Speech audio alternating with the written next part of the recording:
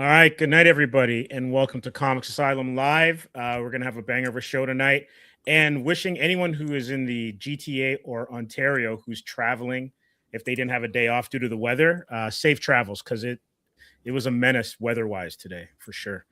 I'd like to welcome J-Man, Sean, Wilson, and Vaughn to the Asylum. We're going to be talking about comic book creator rights, and then also have that bleed into other IPs and other genres, so like film and television and stuff like that. So, without further ado, how is everybody? And we'll start at the bottom with Vaughn.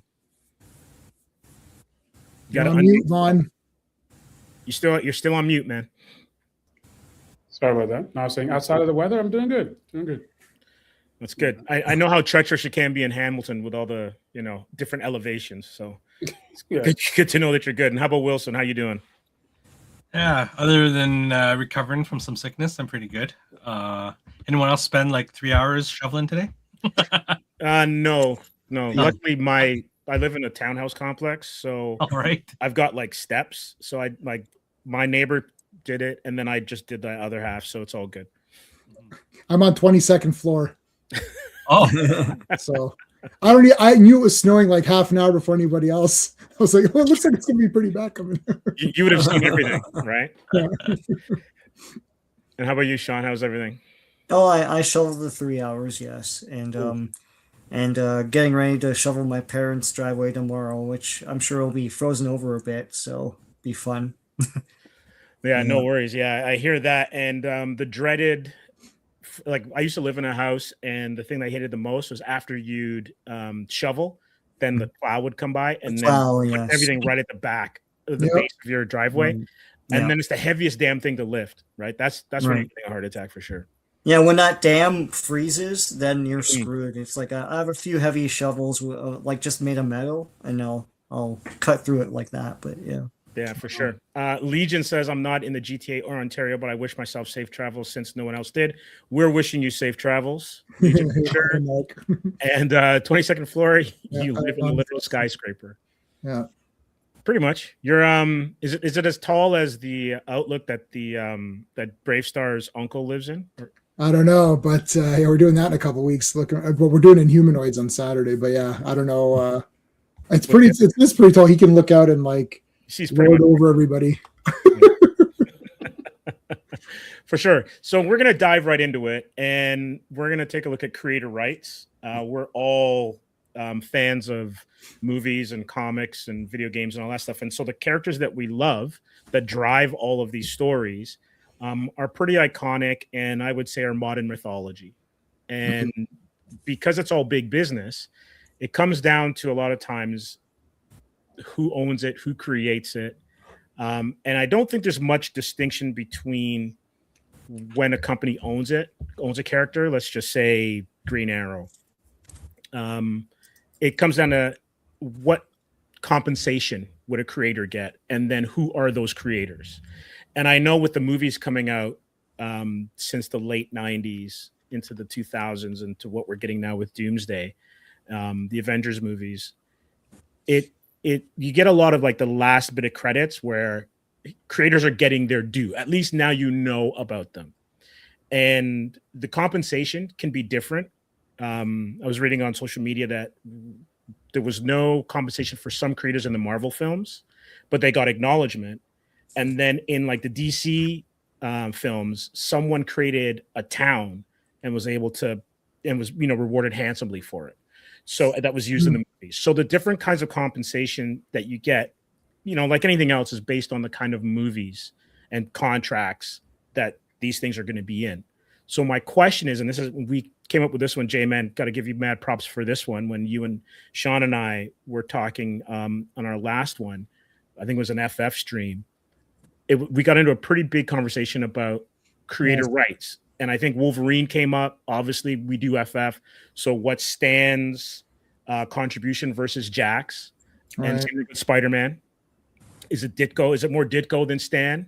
But since we were kids, we see it more as Stan because he was the frontman, the pitch person. Mm-hmm. And usually what you get, and it might just be my recollection, and Vaughn, you can probably dig in here, Sean and J-Man as well too. The artists until kind of like Neil Adams in the 90s came about. They were more, how do you say it? They weren't as bombastic and in front of the parade as say some of the writers were. Because like when you think of like the 80s, it was like Alan Moore, Neil Gaiman. You're cutting out a little bit, Steve, with your mic. How about now? Better? Yeah, that was better. Yeah, that's better. So you're saying like the artists weren't as known until At the front. They weren't at the front of the parade as much as like say the writers would be. okay, right. Yeah, Alan Moore. Okay, yeah, that's what Alan you said. Moore. Yeah. And Frank Miller, even though he drew, right, he got more of the he got more riz out of the whole thing based on his writing as opposed to the drawing. And it wasn't until Image that the artist then it was like the dawn of artists. Yeah. Right. So we'll get into Wolverine in a bit, but what are your takes on it? And we'll start with Sean. What are your takes in terms of ownership? And create and who gets creative? Is it the writer? Is it the artist? Like, how does it go about? Because the Wolverine instance is a very interesting one, and we'll look at it.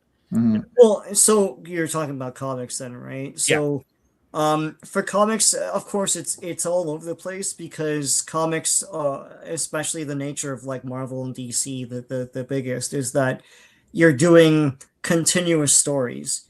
And you need like continuity of like different writers and stuff, and different writers bring different things. Like Wolverine, for example, like Hulk 180 and Hulk 181 is not the Wolverine you know because you know his blades come from the glove, and like I don't know if the healing factor's there. I can't remember.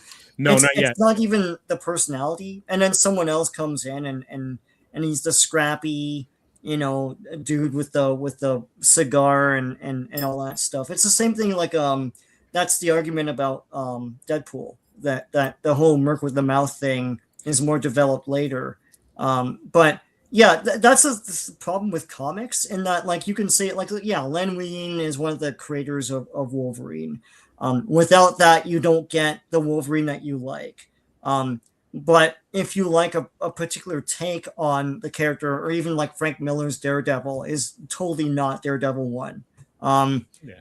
He should get credit for that story and that take, but like that character isn't his. Yeah, it's murky with comics, you know. It's like, how many eras of Superman are there? You know, it's like Kurt Swan isn't the original artist of Superman, right? But a lot of credit should be given to him to like in terms of introducing the character to people, you know. So yeah, I don't know. In terms of like paying them for a take of something, like I remember like what was it, Ed Brubaker was mad that like a lot of his takes and stories in MCU were not yes he wasn't being compensated for all of the takes they were giving to Captain America that he was claiming to be his, but those were Marvel stories, even though he wrote them, right? Should he be compensated? Sure, but like in terms of like, you know, in the legal landscape, I think it's firmly established now that anything that you do, the company is the author, right? So it's hard. I know the owner. It's isn't it the author though too? Is that not what was? I'm not quite sure on the legalese of it, because I know Brubaker, Ed Brubaker was quite, you know, he wasn't quite happy with the fact that a lot of his storylines in the Winter Soldier, like he's like, okay, you're using these for the films, but these are from my run, kind of thing. And so my question is, and I'm just going to leave this open and anyone can jump in whenever they want, when does it go from work for hire, and then does the compensation then move past that? If you get the story credit, that's one thing, but then does that also then mean that you should get like points on the film? And we'll talk to Wilson, because Wilson he's pretty well versed in the film world. But anyone can jump in whenever they want. It's contracts, though. Mark from Legion. Yeah, isn't it just negotiation? It's whatever it is. Like it's Rob Liefeld. Yeah. Anytime they do anything with Deadpool, he gets money. So go ahead, Sean. Yeah, the whole Bill Mantlo thing. Was there not like a special arrangement made when Guardians of the Galaxy came out where he gets a lot of money from merchandising or something like that for Rocket Raccoon. But that's an individually made arrangement and not necessarily something that's just like owed to him. No, okay, what about Bill Finger, which is the best example? Because you have Bob Kane walking around and he has a picture of red suit, whatever, no mask, any of that. And he's like, it's like, oh, Bill, what do you think about this character? Well, Bob, why don't you do this and that and all this kind of stuff, right? So now who created Batman? Well, Bob Kane created Batman. He called him Batman, right? Like I use the Terminator method. The Terminator is sent back through time. You can pick the T-800 or T-1000, whichever one you want. One of them is sent back through time and they murder Bill Finger before he's able to talk to Bob Kane. You don't have the Batman that we have, period. Just like Deadpool, like, Rob Liefeld didn't do breaking the fourth wall. This other guy did. Rob Liefeld acknowledges that. Yeah, but if you kill Rob Liefeld, there's no Deadpool to then later have him break the fourth wall. He's not there. Or you kill Bill Finger and you get Bob Kane's garbage Batman, which is not the Batman that we love. So that's it. Like, there's the moral sense, then there's the contract. The contract is Bill Finger was walking around under the, you're a gopher, we need you to draw a couple of things over here. Maybe you can embellish this over here. Maybe you can ink this shit over here. Here, do something with this page. Bill, come over here. What do you think about this Batman character? It looks like trash, Bob. Like, put horns on the guy or something. Like, it looks shit. Oh, okay. I'll put the ears on him. Yeah, make it pointy. Put a symbol, man. Like, what is this? Like, Superman's got a symbol. What's your guy's? A fucking red chest. Like, let's do something. Okay, I'll put a bat symbol. Okay. I mean, that's Batman, but Bob's like, thanks for your input, Bill. Have a nice day. And I'm going to run with your thing. And my contract is I made this character. That's it. Yeah. Hindsight's one of those ones that's a kind of a hard place to play, because I think, as much as I don't like him myself personally, I think the biggest advocate for that is kind of the loudest guy that kind of started all this stuff with the creative rights, which is Rob. Rob and Todd are the guys that kind of came out of it and said, no matter what I do, I have a piece of this, right? To a certain degree, right? To think that he's getting credit for Cable and some of these other characters that were in, he created them, but I mean, they're not what they were. Some of them weren't what they were intended to be in the end. But he was the loudest one to the table to say that this is my creation. I should get something from this, and that's kind of stemmed. Now Ed has done a lot for Marvel, and it's unfortunate that he's not been compensated. But Ed started at a time where he's a little bit late to the game, and the noise of what he was creating wasn't as loud as Rob, right? If you had somebody like Rob or Todd, and you were in that era, if Ed was creating content around Marvel that was getting that much noise, he could dictate what he wanted to do. If you notice, all the guys that are getting the most play and still own and have rights from the characters are the loudest guys, whether it be Frank Miller, Rob Liefeld, Todd, all those guys. Those are the guys that are getting getting the recognition. The other guys are a little bit different, the older guys, but that's a bygone of history in some ways, right?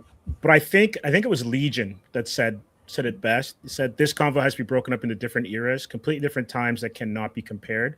Agreed. Like who's the editor? One of the editors around Rob's time, and Neil Adams. He's mentioning Neil Adams. Like, who's the editor at the time at Marvel when he came in? Sorry, around Neil Adams? No, that would have been in the Neil Adams in the late 60s. Yeah, that's creator rights. He's saying, but there's a guy that gave you the contracts. Like, Rob has named him. He's like, oh, I like this guy because he gave us those royalties. So now anytime someone puts Deadpool in anything, even if it's trash, and they've rebooted that series 14,000, like they literally rebooted Deadpool every year. Rob's like, who cares? John Carpenter says this too, right? He's like, it's like, oh, John, they're doing a Halloween. Send me the money. Send the paycheck. What do you think about this? I don't give a shit if it's good or bad. He said this. He's like, John Carpenter was like, he goes, my involvement in this project is, let me tell you my involvement. I put my hand out, and then a check whoosh, came into my hand, and then I put it in my pocket, and that was my involvement.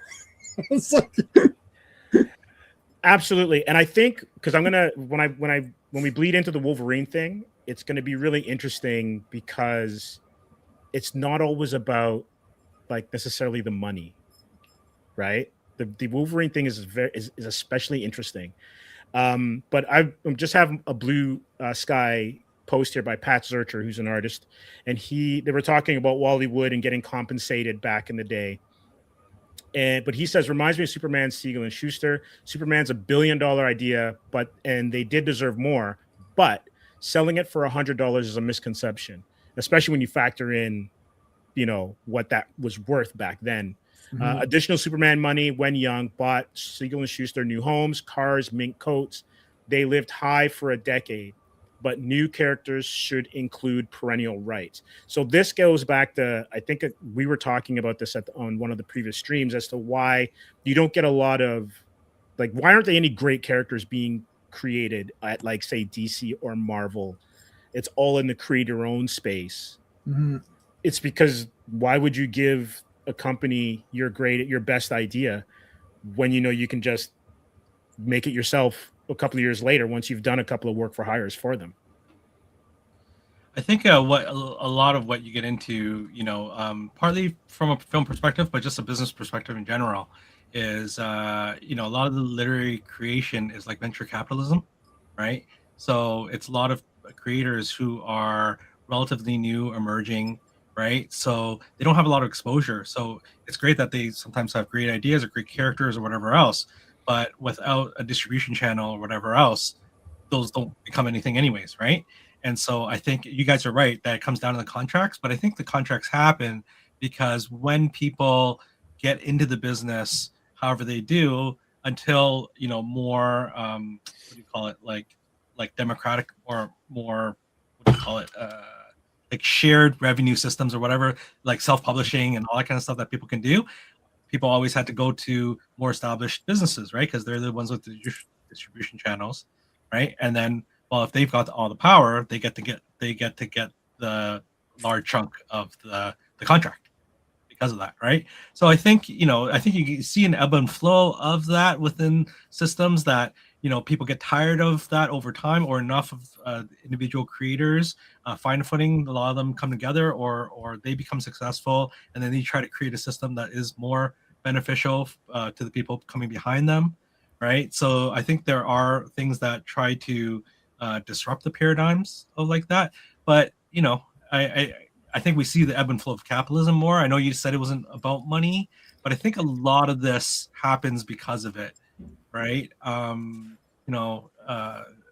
People before, artists, used to get a patron, right? And they would get whatever money they get to do the art for that patron, but then the patron owns that art, and that patron could be taking that art to whatever, and they're making all the money doing whatever, right? It's like a commission, right, for doing it. So, and the irony is, no matter what the artist gets, once the artist dies, then whoever has that painting or has that artwork reaps the real value of it for whatever the market is willing to bear. So rarely, unless you're like a Jim Lee, and Vaughn, maybe you can chime in, or J-Man or Sean, maybe you guys remember, there was something that Jim Lee drew and it was like thousands of dollars. And I can't remember if it was like a sketch or if it was some sort of a job where it was like what would be considered an astronomical amount of money, but the market was willing to pay for it, or whoever was doing it. And usually the artist has to die for their art to garner that kind of money, unless you're like an actor or a director or a top line screenwriter.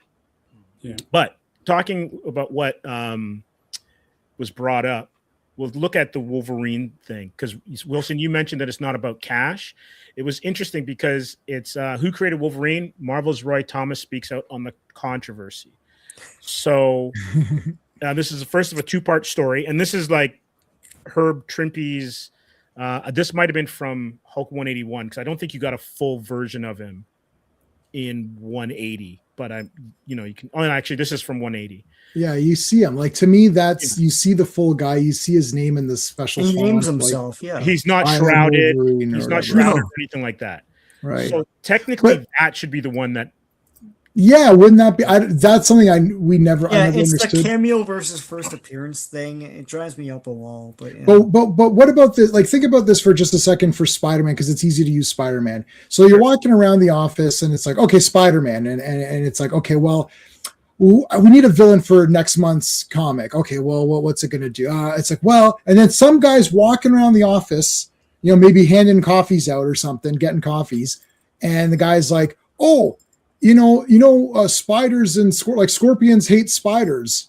Oh, the scorpion, and I'm going to use that. I'm going to make, and then Ditko draws him up, creates them. Oh, maybe we should make him green because that'll be a good contrast. Oh, cool. Yeah, let's make him a real dick or something. Or what if he's trapped in the suit? Or what if the suit, So the guy who delivered the coffee was just walking around. It's like, oh yeah, scorpions. Oh, okay. So does that guy now have to desert? Like, this is sort of the Wolverine thing. Like anyone, yeah. What you're talking about is this article. Yeah. So it's like it's easier to use Spider-Man, right? Because it's like it's just someone says, "Oh, what about next month? Oh, what about a Rhino character? Or what about?" And it's like you're just naming animals. and for sure, and I agree with you 100%. And this is where I will then, once we go through this a little bit, I'll throw this back to Wilson because we've done films together and we've been in the process from like concept to conclusion of films. And if you see how collaborative that process can be, you then kind of like, well, whose name goes on as the credits for like the writer? Like when you think of how collaborative, or even what goes into like the direction or the DOP, there's so many instances where things bleed into each other that it's almost impossible to have that distinction. But anyway, let's get into this, and then hopefully the chat will be on fire again. When readers of Marvel's Incredible Hulk 180, cover dated 1974 October, got to the last page, they were greeted with a brand new character, a feisty Canadian with adamantium claws and an attitude as big as the Great White North, identified as Weapon X, but known to Prosperity as Wolverine. The issue was written by Len Wein, who died in 2018, and drawn by Herb Trimpe and he passed in 2015. Wolverine's costume design was by longtime Marvel artist and art director John Romita Sr., who passed in 2023, at the instigation of then Marvel editor-in-chief Roy Thomas. So in this instance that J-Man was talking about, Roy Thomas is the coffee guy saying, hey, I want a character of a certain thing, or hey, a scorpion versus a spider. How about that? But then all the intricacies, that's left up to discussion. So none of the people involved knew it at the time, but Wolverine was destined to become one of the most popular Marvel characters of the past 50 years, down to the present day when he is now co-headlining the upcoming, now past, Deadpool and Wolverine movie. So just scroll down a little bit more. So for decades, comics historians and Marvel have given official credit for the character's creation to Wein and Romita, while noting the original contributions of Trimpe and Thomas, as well as the subsequent work of Claremont, Byrne, Miller, because all of these characters are scaffolded, right? Who helped to mold Wolverine into the compelling character and global icon he is today.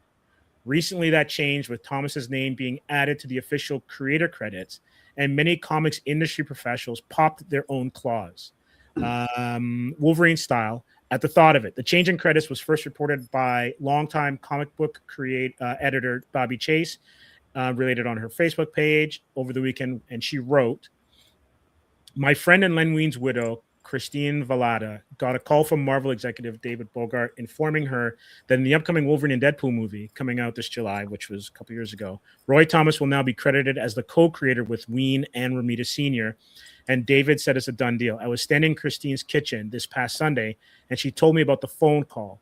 Of course, Christine is seriously concerned about Len's legacy. Len was profoundly important to the comic book industry, and that legacy is being changed for the worse 6 years after his death." So that is basically what set off the controversy. And and Thomas, for his own part, said, "This situation is unfortunate because I'm only trying to finally get credit for something where the facts have been known for many years, and I'm being portrayed as a ghoul trying to rob the corpse of Len Wein for credit and money," he said. "First and foremost, this is not a financial issue. I'm not getting a penny as far as I know, and in no way takes away from whatever Len and John's families may be getting, if anything. I don't know what their financial arrangement is with Marvel. I'm already getting money from my other contributions. I don't need Wolverine money. Thank you very much. So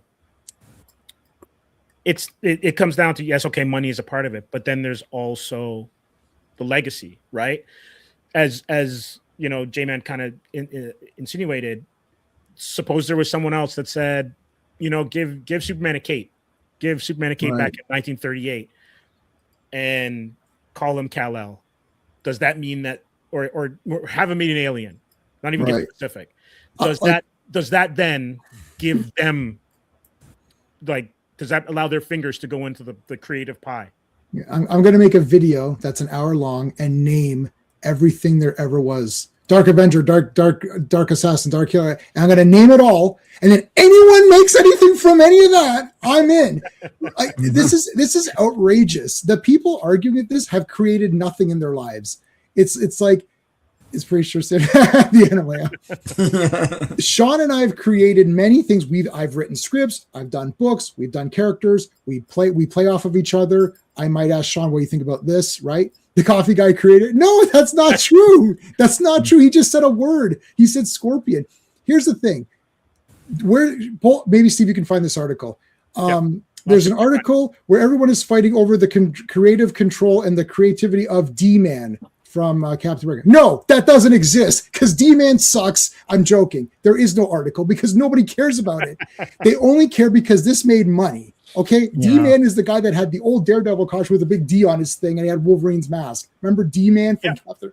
Yeah. He had this the brown and The orange. brown, yeah. Is anyone fighting over that? No, because no one cares. So don't give me this. Oh, it's about. Of course, it's about money. They're sitting there saying Wolverine is like this big. Oh shit, I was there, guys. I'm telling you, I was there. Like whatever, man. It's for money. It has nothing to do with anything other than that. So Yeah. I was going to say, Roy Thomas has way more claim to Red Sonja, and you don't see him bellyaching about that. exactly because it's the Red like an Sonja ex- movie did not do well, right? Yeah. Both Red Sonja movies didn't do well. No. Even though I like both of them in the 80s one a lot. But like, yeah. So where's it? He did all Sean, all the Red Sonja stuff is his. So where's his? Yeah, Red Sonja as we know it is his. Mhm. But that's the thing. But that's a weird hiccup in creative well. control as well. And Yes. because there's a character called Red Sonja in Robert E. Howard's in one story. And it's spelled with a Y, and it's in a historical drama, and it has nothing to do with Hyboria. And he created Red Sonja with a J, who's a barbarian, and he created everything that we know about Red Sonja now. And that chainmail and everything, that is in everything now. That is Red Right. Sonja. That's his creation, but it's always going to be a Robert E. Howard thing. Right. So, yeah. Yeah, there's a level of executives that I don't think should get like. There's one thing if it's the initial core creative team.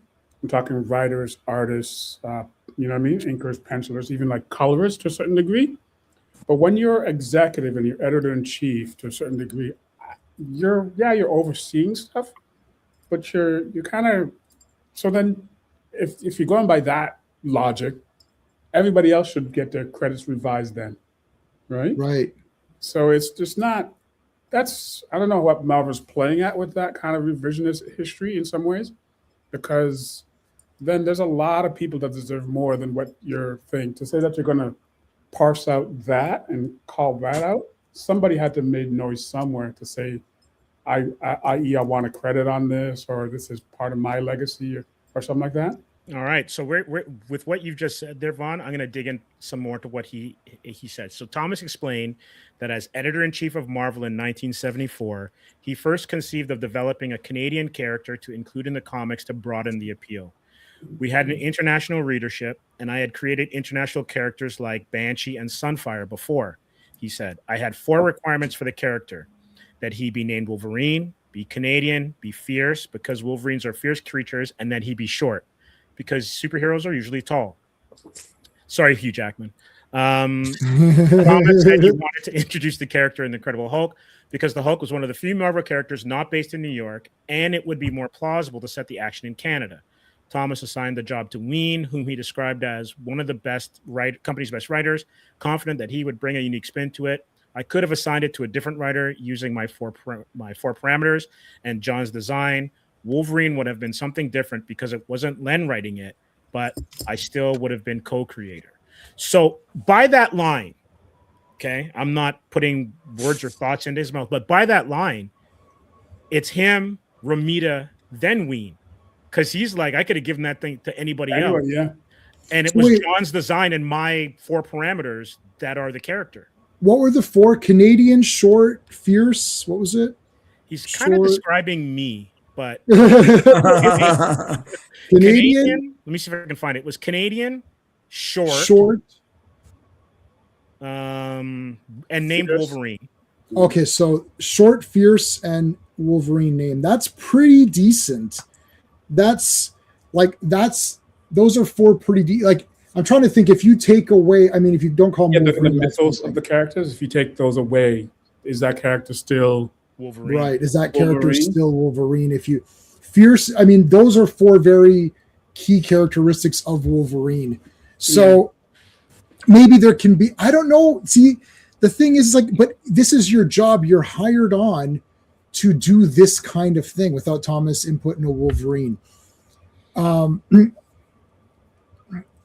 you're also hired to do this kind of a job, right? Like it's like if you sat there, if I just sat there and said Rhino, Scorpion, whatever, make Scorpion green with a tail, but scorpions have tails, right? Like it's like if he says the name Wolverine, the other traits kind of become apparent anyways. Like he's going to have claws and he's going to, so, but like, I don't know. This is a tough one because those 4 characteristics are important. Romita, what did he say? Romita, Ween, Trimpy just developed it. And so keep going, J-Man, because I'm then going to throw something to Wilson Mhm. because it's the Well, kind of yeah, you could, it's this kind of stuff that we get on set sometimes where you're in the middle of a shoot. right. So what, actor versus their lines or characters, and the actor wants to change that? Well, go ahead. You can Sometimes the creation of a character, right. right? Where, and so like, or even just think of a studio head. Okay. So a studio head comes to you and says, I want to develop a spy thriller set in London, but the guy's never in London. And he's a secret agent and make sure that he's got like a lot of women and his name is James. Go. And then you develop what becomes James Bond. Obviously, that's Right. not what happened because it's out of Ian Fleming's head. Right. Does that studio head then become the creator of James Bond? Like it's Yeah, It's almost interesting. Like there's this level of I don't know how to distinct it, but like after a certain level, there has to be distinctions between upper corporate management and then creative production that are actually doing like you could dictate stuff, but at the same time too, there's other people executing it as well too, right? So they might not have gotten to the same level of Wolverine that you had before, but the core principles of who created the character is the creative team, I would say. Okay, I'm gonna throw this out there, and then Wilson, you can refute me, and anyone else that wants to jump down my throat on this can.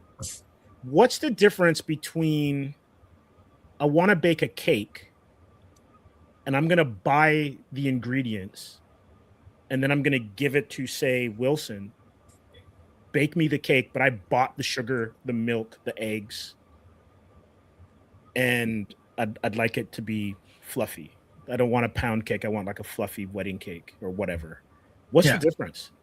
I mean, Well, I'm totally with you there. The number of times that Dolores has asked me to make dinner and I've ordered off of Uber, and then when it's delivered, I said, "Look, I made dinner tonight." He's like, "No, you didn't. You ordered it." Well, dinner's here, and I took part in making it here. No, you pushed buttons on an app. I mean that you broke the eggs, you mixed it, you decided how much milk to put in, how many eggs to use. Without my contribution, it would have never made it onto my table. But technically, Artie Semick, who I think was a letterer back in the 60s, is just as important as it, because then it's a picture book, right? I'm talking. What's the difference between Jason Bourne and James Bond? What's the difference between Spider-Man and Firestorm? There's a lot of elements that are shared, but it's how you put those elements together into the development, as Phil has rightly said, Yeah. that then gets you where you are, right? Or what we have now. So, I mean, I don't know how artists have been obviously for all time or whatever, but if you take out like the money component that we've been talking about around this, like to me, it's all about ego, right? Of whether any individual needs to be attributed directly to a piece of work, right? And all the ones that we're talking about, why there have been all these battles and whatever else is because I think, as J-Man said, like they're super popular, right? And that's why people are clamoring at it. Yeah. wanting to argue and go recognize, hey, I was part of this at some point along the way, you know. Yeah. But like you said, Steve, like when we're on movie set, right? Especially when it's on a film that we have no idea is gonna be successful in any way, you know, we're all like, hey, we might have all these titles that we're doing this job, but anywhere that anyone can provide some input to make this better, you know, whether it's the sweat equity, whether it's ideas or whatever else, put it in, not expecting that, you know, that if this suddenly wins awards, the director goes, well, I'm going to single out every single contribution that was above beyond that anyone did or whatever else, right? So and so again, it kind of comes back to contracts where it's like, and correct me if I'm wrong, if I misunderstood the article a bit of what he the last part that you read there, it sounded like he partly said that I do want recognition for my contribution on it because I could have done it this way and I would have had full credit, but I didn't do it that way. I don't think he said that. I just said, okay. I think what he's implying is I had these 4 parameters. Right. Yeah. Right? Without my parameters? Without my parameters, they had nowhere to start. Start. Right. There needs to be time put in because I can't sit here and say, okay, I got this idea. There's going to be this secret agent guy. He's going to be a British guy and he's going to like go to this casino and do this. Okay, go. And then someone spends a goddamn 6 months writing a book and then I'm the creator. It's outrageous. Like it's beyond the reasoning of anybody. And I feel I gotta point this. They just developed it. What the hell does that mean? Yeah. It's like Ian Fleming just wrote fucking 13 novels. It's like that's all he did. I'm the one who said James Bond should be a secret agent. Like, what are you talking about? Okay, Joel Schumacher said this. He's like, if you love a movie, then everyone succeeded. He's like, the camera guys succeeded, the actors, the effects people, the sound. But if you hate a movie, it's on me because I am the one overseeing this. It's like, that's why it's like, it's a group effort. So that's fine. And everyone gets credit accordingly. Maybe Roy Thomas should get some credit, you know, but he did get credit. Roy Thomas actually got credit for everything he did. You know what the credit was? His paycheck. Yeah. He's paid to come up with ideas. What do you think? And to guide right. staff. Well, I was gonna say it sounds to me like he managed and they created. Like you can say all you want that he gave parameters. Yeah, you managed the thing. You managed it. Created the character. So I went to have them there for. So odd story. My one of my ancestors went to Leonardo da Vinci and says, you know, there's a nice woman over there with a nice smile. You should paint her. Credit. Whoa! I got the credit, baby. Woo woo woo. Like, what are you talking about? You didn't do shit. You said paint that chick over there, and then Leonardo spends fucking forever painting this thing and perfecting it, and then this guy gets the credit because, well, I thought of it.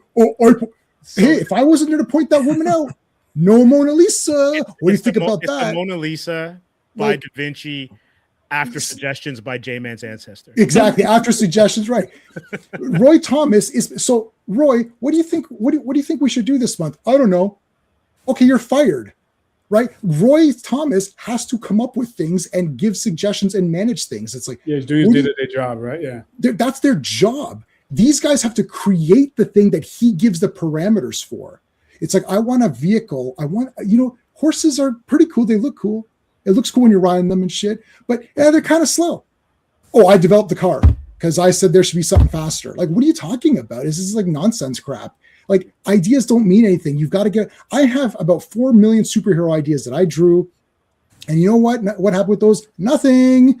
There's about 3 characters where I have a book. I did a couple of books with Sean on this. I did a couple. You saw my Teen Merchant character. That's all me, 100%. Nobody helped me on that one. Credit all me. But guaranteed, let's say T. Burton becomes super big. All of a sudden, someone comes out and it's like, well, wait a minute, I drew some of that. Where's my Help J-Man move that weekend. Yeah, Yeah, you did, Vaughn. And I remember when we were, he wouldn't have been able to stay in his apartment yeah. and create his Yeah. characters. So Whoever, gives him credit. I see where J-Man's eyes are going, and I'm going to pop this up in a second. Yeah. So I was looking, yeah.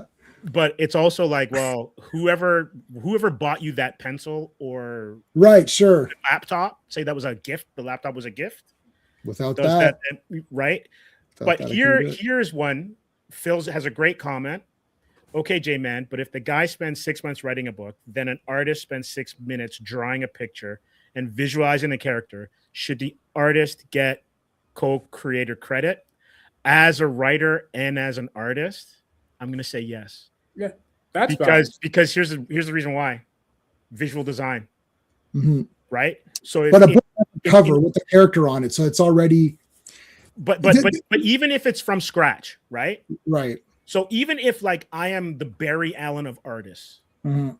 and you're the Hamlet of writers, you're tortured every word to be not to be whatever, right? And it takes you a year to write this story, and it's a 5-issue miniseries, and I draw like the wind. I'm Kirby, and Mhm, I mhm. can draw that book in a month because that basically works out to the timeline that Phil is saying I might be off by a couple of parsecs, right?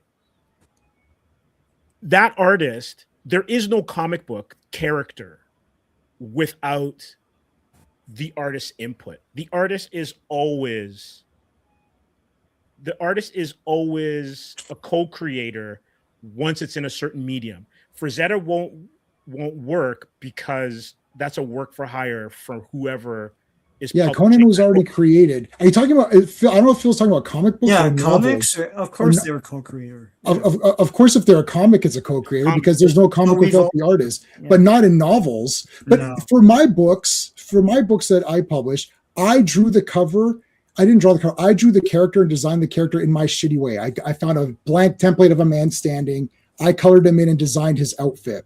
I gave that designed outfit to an artist that we paid. I said, this is the character that I want. I want an energy portal around him. He's coming through the energy portal towards the reader. So the guy drew that. He didn't create shit. I just can't draw. That's just a cover of a book. I gave him the sketch of the character, precisely what his costume looks like, and there's specifics to my other character, what the cover should be, what it should look like, and then I approved it. He drew one, I'm like, I don't like that one. Next, he drew another one. I was like, okay, I like this one, develop this one. That's all me. I just didn't. Now he drew it, so I give him credit. Of course, I don't take. I'm not a Bob Kane or whatever. I give credit. I put cover by this guy. Here's his credits. Go to his website. Please go to his website. Support his work. He's selling prints of this. If you want this cover, that's how that works. But it's mine. I created all this. He didn't do anything other than what I specifically told him to do. Now, I already wrote the story before all this happened. So you can't even go back. It's like in the story, I described the character. This is different. This is a guy managing. Roy Thomas is managing people. He's a manager of people in an office, and he dictated his outline of something that I need you guys to do today in the office, right? And these are my parameters, Right. right? Here's something I just thought of. Ditko, you could say, co-creator of Spider-Man, right? And this is going to Jay's comment, but John Romita Jr. is the co-creator of Mary Jane, not Gwen, because you didn't see, even though Mary Jane was mentioned, you don't see her until Face It, Tiger, You've Hit the Jackpot. I don't think Ditko ever drew her face. Yeah, I'm not sure, but if that's the case, then yes, he co-created Mary Jane. So that's where you get that distinction. And like I totally understand where you hire someone to do the work, but if you haven't set up what some of the designs are, Mhm. right, then that artist, if you hire them, they get a co-creator credit. Yeah. Because Right. they are starting, you have the concept of the character in your mind. You can even describe them, but until they manifest them on the page, Yep. Yeah. right? Now, like, let's just use an example. Lucas Flappy drew Atrium, right? If we did a second book and Lucas didn't draw it, right? He's working for DC, making mad, beaucoup dollars, right? Leaving us in the dust.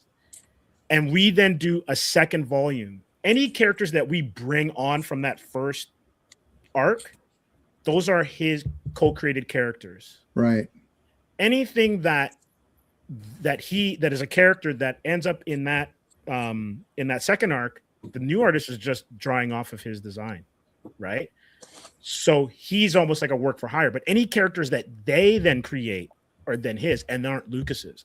That's how I look at it, because I look at it from a film point of view as well too, where it's like you gotta create a monster, right? We need monsters. Sure. And they're in the script, but what are they going to look like? You hire a design team. Yeah, H.R. Giger. Okay, we're looking at this guy's portfolio. Looks very good. We've got this idea, Alien. We want to develop it. By the way, Ron Cobb and all those guys from Alien came from Jodorowsky's doing it. Yeah. Basically, every movie you've ever seen, Alejandro Jodorowsky created it. If we're going by these random statements of like, oh, anyone's a creator, the POV shots of the Terminator were in the Dune script. I don't know if you ever seen Jodorowsky's Dune, the documentary. It's like he has this massive book, and it's like everything that you've ever seen. Contact, Template, Raiders of Lost Ark, the guy's melting from the thing. It's like it's storyboarded. So he created everything. That means, right? But he just had it as a thing to look at. It's like, okay, whatever. Like the Conan thing, it's a story. It wasn't a picture book. It's a story. Conan is described in the story, and then Robert E. Howard handed it to someone, and then they made a cover like, we need someone to draw this character. You draw it. Now, if they drew a scrawny little skinny person, and you're like, that's not what's described in this story, though. Like, think of it in a wrong sense. Like if you say, okay, read this Conan story. Okay, I read that Conan story. That was quite good. Okay, draw this character. And then they draw a skinny, scrawny person, right? You'd be like, that's not the right thing. Well, I co-created it, but it's not the thing that's described. So Robert E. Howard created Conan, unless there's other things behind the scenes, which I don't know about. Maybe his wife helped him. I don't know. But whatever it is, he created all of that. People drawing a character after the fact, that doesn't mean jack shit. The Mary Jane thing is that Mary Jane only existed as a concept and not in a physical reality form. Once this Conan script is written and typed out or on pencil or however they do it, right? That's created. Once Mary Jane is drawn, I've got this idea for Mary Jane. She'll have red hair. She's going to, kind of a model figure. Okay. Then you draw it. Hey, I like that. Yeah. You like that? I like that too. Created. That's co-creator. Two guys got together, said, yeah, I like that. That looks good. She's the one. That's co-created. Not someone saying, Spider-Man needs a new girlfriend. Bye. No, you didn't create anything. You didn't do anything. Well, it sounds like to me, the difference is whether something is developed together in creating it versus contracted somebody, right? Or commissioned somebody to do it for you. Even if they're providing creative input, that's commission or contract, right? So you're the creator. If Roy Thomas came in the room and sat there with everybody, said, all right, guys, I said Wolverine, short Canadian, let's go. Let's figure this out together. Okay, then that's something. They all sat down together. Here, I drew up a claw. Oh, yeah, I like the claw. Make the claws a little longer. You know what? Instead of having claws here, why don't you put them on the, and then the other guy, Len Wein says, oh, let's put them on the knuckles. Ooh, and then wait, there's 4. That looks kind of weird. Is it going to be hard to draw 4 claws every time? Yeah, that's going to be a bit irritating. Why don't we just do 3 claws? Okay, let's just do 3 claws. It's like, what do you think about his hair? Should he be really hairy? Yeah, he's a Wolverine guy. He should be kind of hairy. Yeah, let's do that. Like, that's creating it. Not, guys, today's assignment, go. So that's like a news reporter. Hey, there's an accident on the 401. Go cover it. Oh, that's my article. I want to do a story on, tax evasion.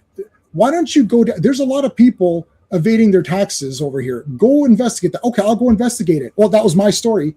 What are you talking about? It's like you're the person who's giving out stories. Sean, go cover the flood damage down there. Steve, I need you to cover the robberies, the recent liquor store robberies, right? And then looks like I just wrote 7 articles. I just created 7 articles. I'm awesome. I'm like the best ever. I know you guys wrote them and researched it, but now if I didn't tell Steve to go cover the LCBO robberies, then he wouldn't have done it, right? He wouldn't have done it, and he wouldn't have won, an award for that article or whatever, right? Because so really, he owes me some money. No, my job is to do this. That is my job. The paycheck is your compensation. There you go. Well, And if I can just ask this, because maybe it's an exception to this rule. I don't know if I agree with it, but because it sounds like we all kind of agree with the same thing here about how it's attributed. But in the case of someone like Crispin Glover in Back to the Future, right, when he wasn't used for the second one and he sued, he was an actor hired to play a part. Yeah. So so who got to own that part? Who got to own that character? And I guess the argument was he got to own his likeness, and they what do you call it? They faked or whatever his likeness onto somebody else. Well, yes, they made that guy look kind of like him. I knew it wasn't the same actor. Even as a kid, when I saw that in the theater, I thought, "Hey, but they had him upside down on that thing, so you couldn't really tell." It's like, oh shit, is that now Crispin Glover? Now they didn't do it with Elizabeth Shue, who replaced I can't remember the other girl's name who replaced her. They simply just had her be the new Jennifer, and things just kind of went on as though, and they even refilmed the very end part again to match the dialogue, so that it looks like seamless, even though you're like, that ain't Jennifer. I just watched Back to the Future 1 minute ago. That's not her, right? Like before you went to go see part 2, everybody watched part 1 again. You're like, that's not that chick. But they're not making it look like the old Jennifer, right? Like if they deep faked Elizabeth Shue with that other actress, that's a big time. No, you can't just use my face or whatever. So Crispin Glover, maybe he did have an issue there. It was kind of obvious that they were trying to make it seem like it was still him, but it wasn't. I don't know. He wasn't in the movie that much. That's a tough one. That because he brought his face onto the screen, and so that was a creative contribution. Yeah, I don't know. I don't think Crispin Glover created the character. Again, he was the character existed before they hired Crispin Glover, so it already existed on paper with descriptions. The casting director said this guy looks good for this character. Now, if Crispin Glover came in and says, I'm reading this character here, guys, and he's trash. He's completely trash. I'm rewriting all of his dialogue, and I'm changing the way his mannerisms are. I'm changing it all. And then I would say, okay, Crispin Glover helped. Like Vampires. What's the guy in Vampires? James Woods. James Woods improvised like all of his lines. John Carpenter's like, let's use my lines, and then we'll do a take of you saying how you want it to be.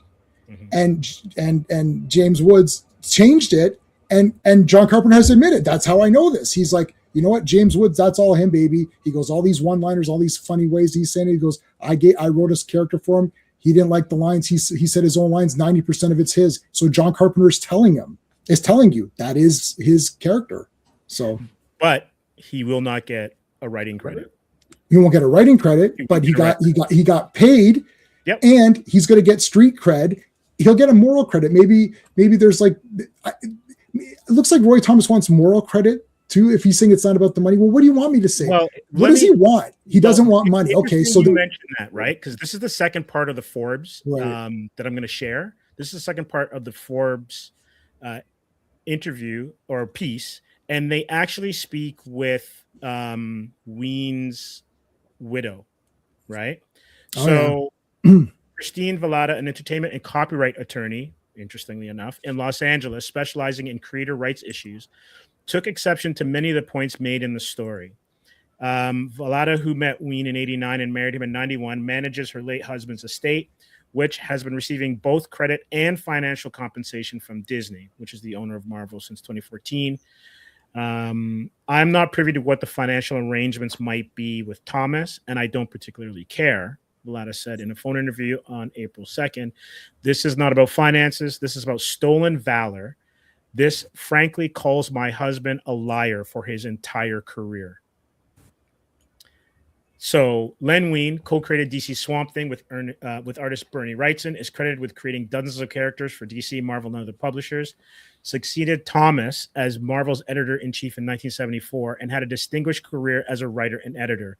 He was inducted into the Will Eisner Hall of Fame in 2008. Many consider his credit as a co-creator of Wolverine as the feather in his cap, and one that he was exceptionally proud of, according to Vallada, which harkens back to what you were saying earlier, Wilson, that it could be a bit of ego.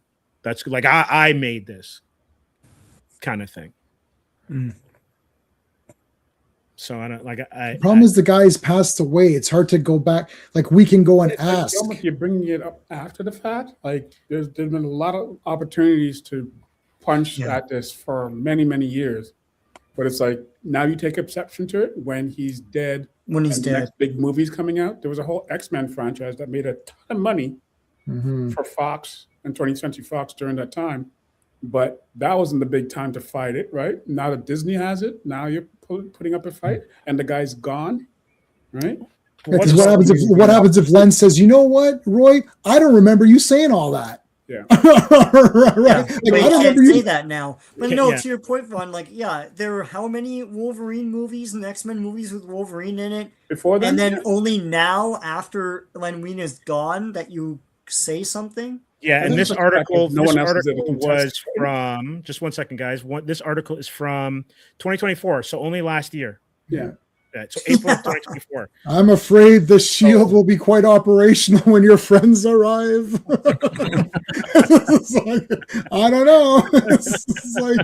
It's like what the shit. It's like, yeah, this guy dies. Like he's dead. Nice. And Deadpool Wolverine just came out. I'm gonna get in there.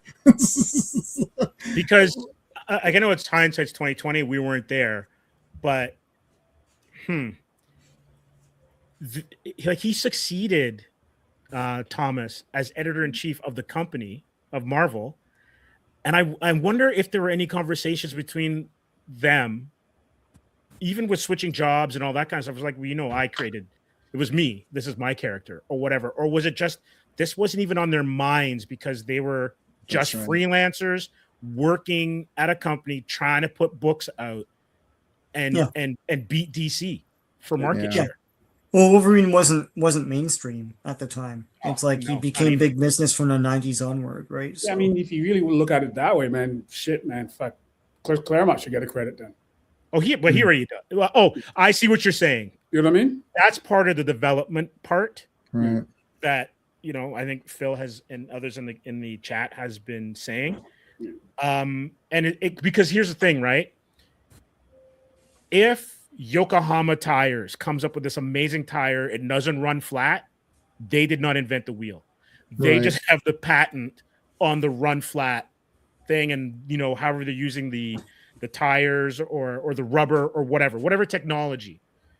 But the whole thing of like making it round, no one's gonna go to Yokohama Tires or Bridgestone or whatever and say they invented the wheel, guys. And then everyone's gonna go, what about those horses and carriages that I saw in the Clint Eastwood movie and you know, and all that footage and you know, Grog or you know, whatever caveman was walking around with the first wheel. So yes, there is that R&D part of it that goes into it, but it's like you think of like FF, right? It's kind of Stan's words on Kirby's ideas. And Sean and J-Man, you know FF probably better than anyone else on this panel. Speak to that, especially with how crazy the Marvel method is. Like I would say it's co-created with the Yeah. like. I mean, it's tough to differ. Like I mean, Kirby's my buddy. Like I mean, what I like literally this just came in today. Like the Art of Jack There Kirby you just go. got this today. There you go. So the snow didn't prevent me from getting that. No, but anyway, yeah. But they co-created because Stan did a lot on that. Like Mhm. there's a lot of, and you could tell his writing versus Kirby's writing as well. So yeah, I don't mind if someone appears to like people see Stan more than Kirby because Stan Lee always had the credits there. Every comic you read, we were looking at them. It's like yeah. it says it. So whether or not there's the front man, the guy's there. It's not like Iron Maiden is hiding the guitarists or something. Oh, you can't see who they are. You know, right? Like it's like they're there. Like, you know, it's like we know Paul and Gene, right? But it's not like Ace Frehley was like in a corner just doing music and they pumped it through and you're like, oh, is there a bass guitar? Oh yeah, don't worry about that. It's me. It's all about me. It's like Bob Kane pisses me off, but Stan Lee, look, I watched many Jack Kirby interviews. He is a very kind person. He seems like such a great guy. And he's like, I created my characters and they're part of me and all this. And Stan's like, I created these characters and it's so much fun. And he's just like super pumped. You're watching, you're like, I'm pumped up. Like Stan Lee got you pumped up for the characters, whereas Jack is speaking more just like, I love my creating these characters and connecting with the audience. And that's a different personality. You need both personalities. And that goes back to what I mentioned earlier on, where it's like a lot of the artists, except for post image, they're more introverted, right? They don't have the showman, or for the most part, other like Neil Adams might have had it. I would probably say Frank Miller had it, right? But a lot of them don't have that, like, look at me kind of thing, because that's kind of comes through with the artwork. The writers seem to be more of the showman. And you know what? And I think maybe it comes about naturally because you can't see the writing, right? The writing is ethereal. It's only until the writing's a concept. So as the person putting out what it is that you do, as a writer, you're going to be Flavor Flav. You're going to be your own hype man. Right. Meanwhile, you can get someone like Travis Charest, just draw something to go, yeah, I did this. And everyone loses their mind because of the intricacy of the artwork, whether it's, Barry Windsor Smith, Paul Smith, Byrne, the list is endless, right? But but when you had that seismic shift in the late 80s and then into image, I would argue that writers are only now coming back as being at the forefront of the creative, like on the tips of tongues of people creatively, because it was always about the artist. Like there was a good 2 decades of like, who's drawing this book? And books were late. Books were late all the time. Yeah. That's a different story. We're not talking about running a business. No, but this is what happens. You see, another thing that people are forgetting, it's a business. Yeah. You need to get your comic out on time. So there's always going to be that guy at the top who's saying, yo, we need to get this in. We need to get this going. What here? I don't have any ideas for this week or for this month. Okay, make a character called Wolverine. He's Canadian and fierce. Next, what do you got? Sorry, guys, I got to run out of here. But okay. Thanks No for a worries. great night tonight. No, thanks, Vaughn. It was great having you. Yeah, and sorry, I gotta as well. Sorry about that. Oh, all right. It's all good. All right, you guys take care. All right, guys. Later. All right, Wilson. see ya. Good one. Sorry. But yeah, keep going. Yeah, no, I was gonna say, yeah. So yeah, like I mean, it's a business. So it's like so Roy Thompson's walking around dealing with lots of stuff. I don't know exactly how it exactly works, so I don't know for sure. But like, if I'm running things, you go over and say, okay, listen, who's Spider-Man taking on this month? Oh, he's going to be fighting Scorpion. Is that how many times has he fought? Twice? Okay, twice. But next, don't use Scorpion now for a while. Maybe next issue do like a rhinoceros villain. Okay, next, what are you guys up to in Hulk? Well, we don't know. It's like I always wanted to do like a Canadian guy, make him like a short, rough and tough kind of hairy guy, call him like the Wolverine or something. Yeah, okay, do that. All right, what are you guys doing? What's happening this month in Avengers? Well, it's going to be King. It's like King. Like you guys, he's fought. He's like this is like the 7th time you do like a robot or something. Maybe one of the guys creates a robot. Oh, okay. Oh, so I created Ultron, Wolverine, and Rhino, right? Like, but I didn't create anything. I just said words. Or J-Man, think of it this way, because we all know they have writers' retreats, right? Where like you would have like an office, like the Spider-Man office will have a retreat, or maybe it's an editor's retreat, and they're just coming up with ideas for the next year. So, like you said, if you're spitballing ideas, everybody gets together and brainstorms. Like you've done it for your work, right? I've done it for mine, and then where does it come from? Oh yeah. We need an assassin from Madripoor, right? And then someone puts in all the details on it. Who gets the full credit? So RR is saying thanks. This is a good one. I don't know if thanks for the super chat, buddy. Turn and play. Have you guys talked about Gaiman versus McFarlane? Yes, I know, Angela. I've got that first. I got that off the rack as everyone else did. Yep. Big lawsuit. And now he can't use. I don't think Tom McFarlane can use Angela because there's other Angels, but no Angela. Because Angela's now part of Marvel. Yeah. Right. So. She's running around with Thor in some of the Thor books and stuff, right? I again, that's another one of these, like, who created what? It's like, it's a different, I think the bottom line is you have to look at the contract and you have to go with every case as its own case. In the case of Wolverine, Roy Thomas gave 4 character traits, which are very important to Wolverine. I don't know if I can even just saying but saying words is not enough. we're all creators here, and I don't know who in the chat has created stuff, but if I give you a prompt, like when I went to film school, and Sean, when I went, they gave you a prompt, and you had to write like a quick story on that prompt, right? Or they gave you a photograph, and you could write your prompt. You could write your story based on the photograph. So the photograph, this is a true story. I'm telling you the real thing. In university, it was a picture of this old woman in a wheelchair looking up at a withered tree. Okay, that was the photograph. So the story I came up with is that this woman, when she was younger, had a bunch of friends. They came upon this magical tree, and they realized that every time you break a branch off, depending on the size of the branch you break off, you can make a wish and it comes true. And what ends up happening is that they see that this kid is being hit by his dad or something. So they say, oh, I wish his dad would die. And they're kids. So their wishes they're not thinking this through. Hey, Brennan, they're not thinking this through. They're just saying, oh, it's like, oh, his dad hit him, right? Like they make fun of this kid and they follow him home and they see that his dad hit him. So they're like, oh, I wish his dad was dead. So the dad just falls dead. But now that kid's traumatized. He's like, oh my God, my father just died, right? And they think, oh, we helped him, but they're kids. So, and as they do it, they start to realize that it starts to take a toll on them. Accidents happen. One of the kid breaks his arm. He's like, oh, what the heck? And the bigger the wish and the bigger the branch they break off, the more they're injured. So at the end, the very last thing is this old woman who's crippled, lost all her friends, is looking at that tree. They thought it was destroyed, but it's growing back. That's the story I came up with. Are you telling me the university professor created that? No, but the person that took the photo did. Right. Oh yeah. So whoever it was, right? So you're telling me that created, like, so what I just told you sounds pretty good, actually. I was very impressed with it. Yeah, I'm thinking you should, do it again. Like, I think you should update that story.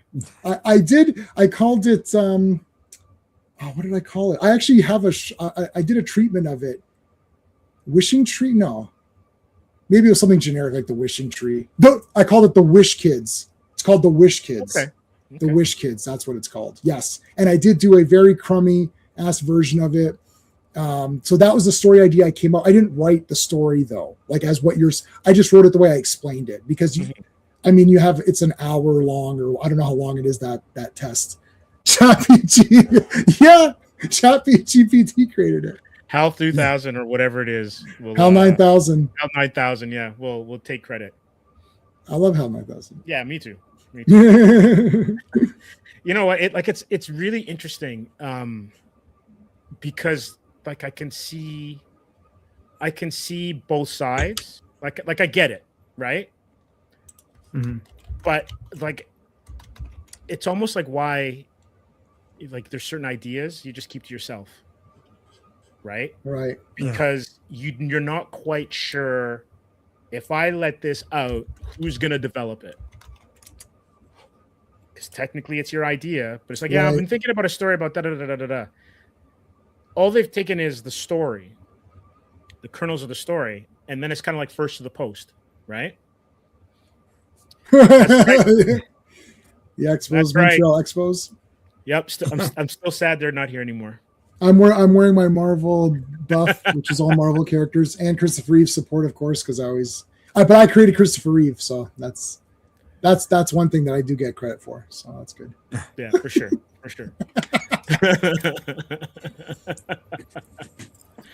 I was trying to find the quote from Comics Journal where Stan Lee allegedly said that I can't find it, but he said that he just lets Jack Kirby come up with Fantastic Four stuff, and he doesn't really know what he's gonna get until he sees it, and from that everyone was like, oh, wait a minute. So does Jack Kirby just do everything and you just like put the word balloons on? That's always been my thing with Fantastic Four. Like, we've been doing these. The plotting of those when Jack Kirby was on it was obviously him telling the story. And it's a masterclass of cartooning anyways, of how you tell a story through paneling and action.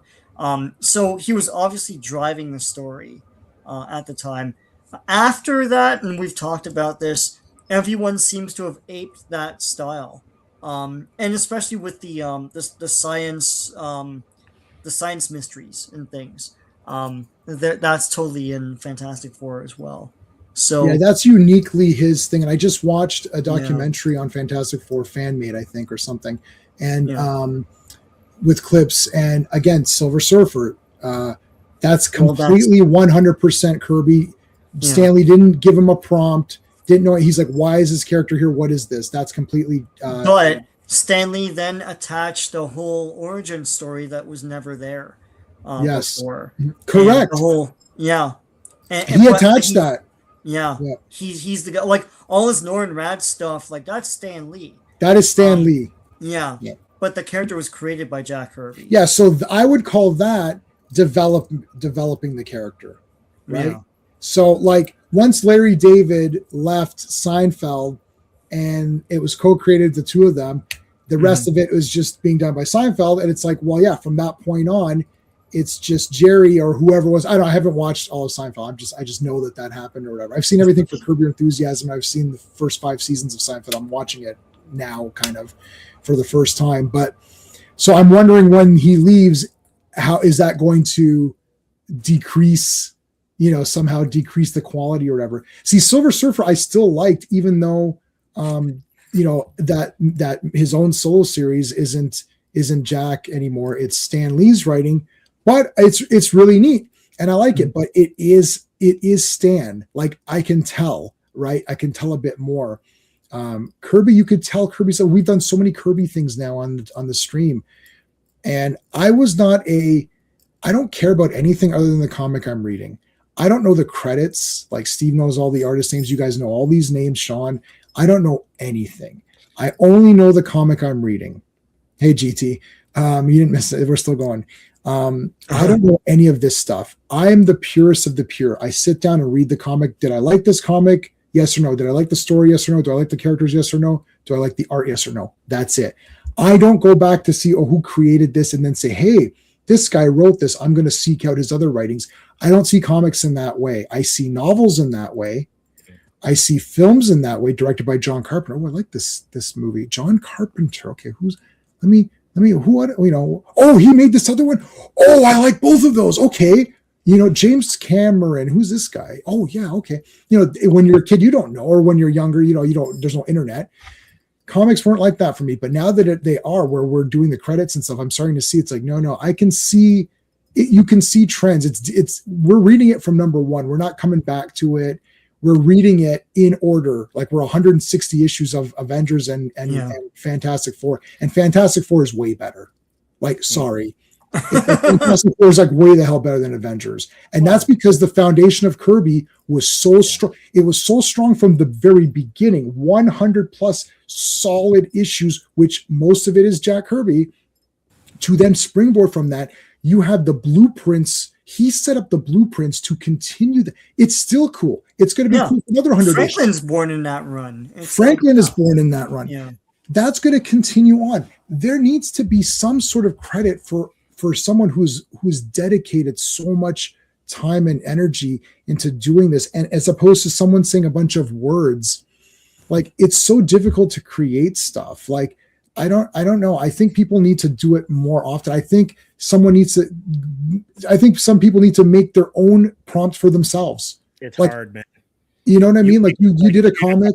You know how hard it is, right? Sean, it's hard. And to not just create something, to make it not be dog shit. Right. And then it's popular. It does well too. Right. That's the home run. But before we go ahead, all right, Yeah. we're like over an hour in. Yeah. Anyone who's in here, please like and subscribe to both J-Man show channel, Sean's channel, and my channel. Too. Yeah, absolutely. I'm just gonna add those to the chat. Add your link too, and I'm gonna add it because I don't know if it's coming on to my side of the stream too, but let me get it on there. Yeah, I'm actually putting mine in right now. See, like I shared your link out to like Twitter and all that. Like I sent your channel's link, not my channel's link. But a lot of people, a lot of my subscribers just tune in anyways because they've got the notifications on, so they see I'm live. So you might be getting people, hopefully from me, and hopefully they're getting. So guys, make sure you subscribe to us, Steve, because I just put that in there. Yeah, absolutely. So like all of our channels, subscribe, you make some comments, and the comments tonight are absolutely fantastic. This is kind of what we were hoping for, because There's a right answer, but there's no real right answer. If you understand what I mean. There is no real answer. Yeah. Yeah. But that doesn't mean that we can't keep, busting each other up. Mhm. Henry here says, if you saw Jack Kirby's design for Spider-Man, Captain America with a web gun instead of a shield, consider Ditko the creator of Spider-Man. I will say that Ditko is a co-creator because there's still so many elements of Stan in there, right? Like he's the co-creator of Doctor Strange, Right. as well too. And I saw a comment about Wally Wood. Mhm. See if I can find it. And I think this one was by Henry as well too. Wally Wood was pissed off when he was doing Daredevil, wondering why the hell he wasn't getting paid for writing and plotting. But going back to the Blue Sky, and maybe I'll just pull it up because I think that works better instead of guessing. There was they actually showed how much money, like what Wally Wood's his rate was, and he was making good bank for back then. I think what happens is, and it comes down to the contract, and I think that's why the contracts are so important, especially nowadays. The contract almost works like being in a union. If I'm going to do something outside of the parameters of what you've hired me for, then pay me for it. Yeah. Right. And I think that's completely fair. Like, I think if you've been asked to draw this thing and then all of a sudden now you're plotting it, of course that's going to be arduous. And you're like, what the hell is going on here? Because then you're being almost taken advantage of. But as long as it's in your contract, and especially if you own the character, then rock and roll.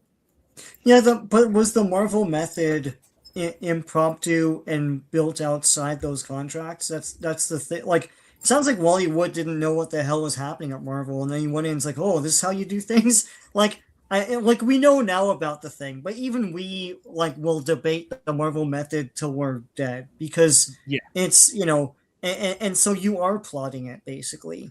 And then Stan Lee attaches his word balloons to it. Nowhere is that more clear than the early issues of Avengers. It's like everyone gets a word balloon for no reason. Yep. It's Big time. It's there's a group shot and everyone has to say something stupid. Right. And it's all the same thing. Wow, look how big he is. He's really tall. I wonder if I could take him. It's like he's handsome. And it's like, yeah, okay, I don't need the same thing. It's like Power Rangers. Everybody needs to equally say something. Yeah.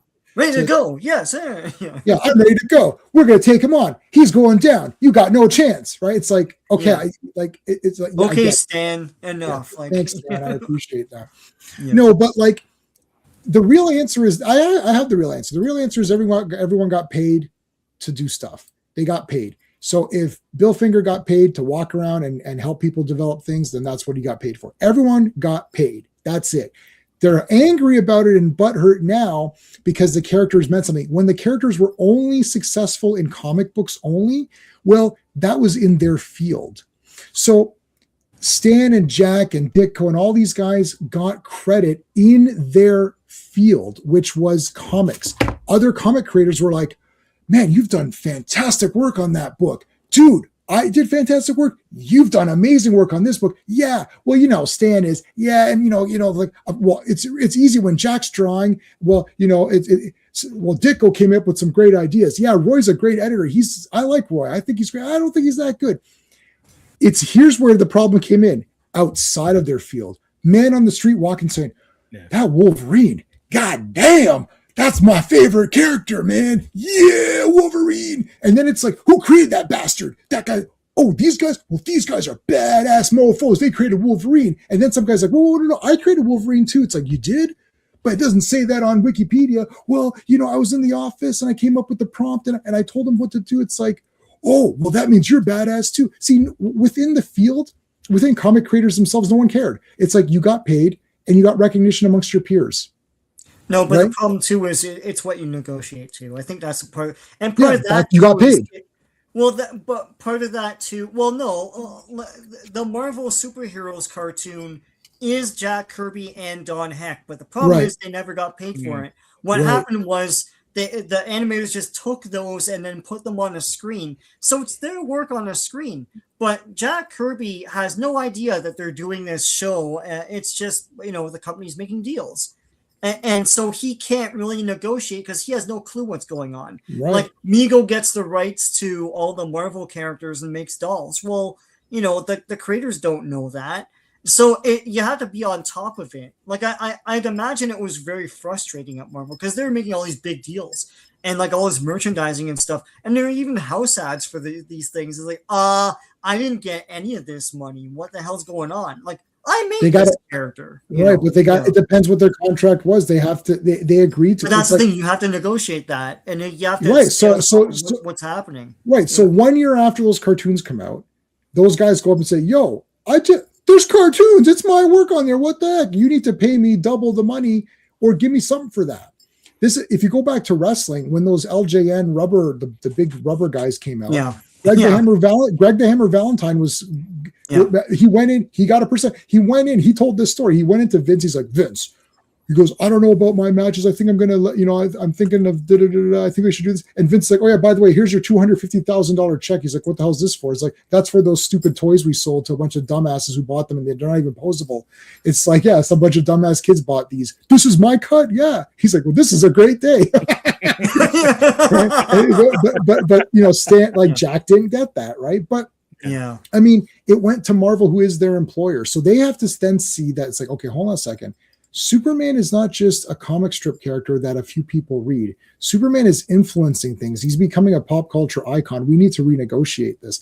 This is the McDonald's. You guys see the movie The Founder with Michael Keaton? Yeah, it's great. I've loved that movie. I've watched it like 4 times. Those guys were idiots. Listen, he came up to them and he's like, listen, I need a better cut. This is what Michael Keaton does in that movie. He comes in there and he says, listen, this McDonald's is getting big, man. Like, this is getting big deal. I'm doing a lot of work. I'm driving around doing all this shit. I gotta get paid more. And they're like, no, too bad. He's like, okay, F it. I'm going to nail you guys. And he did. I mean, one of Keaton's best roles. Yeah.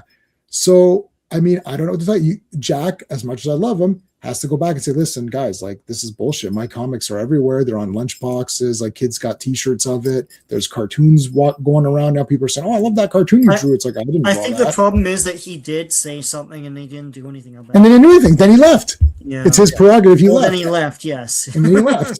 Yeah. So, but the thing is that, I mean, look, that sucks for everybody and everyone's job. Your job above me, your job below me, and my job in the middle. It's the same thing. It's like, I do something good. They're like, oh, well, you got paid, didn't you? Like, what was that? That was in Mad Men. That's what the paycheck is for. Or what did he say? Yeah. That's what the money's for. That's what the money is for. We gave you money. Yeah. We were talking about Wally Wood earlier. And so someone had mentioned that, Wally wasn't making any money, and Patch, going back to him again, appearances can be deceiving. In the 1950s, Wally Wood made $250 a page.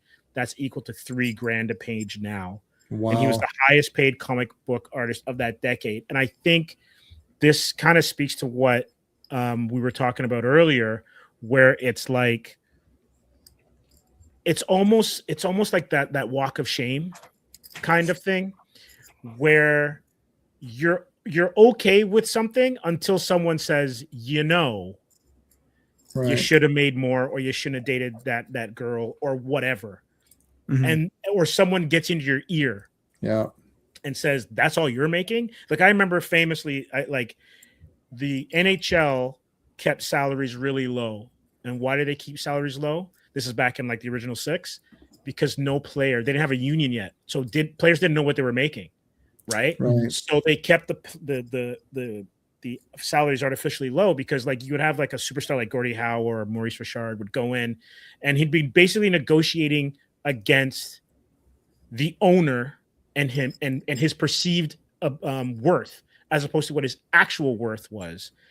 And it wasn't until players would start talking in the off season or on the train rides, it's like, how much you make? And it's like, from other teams, well, I make this, what do you make? And then I think it was, not to go too much into a sports thing, but it's kind of like what you would like to have maybe in comics, because it's all work for hire.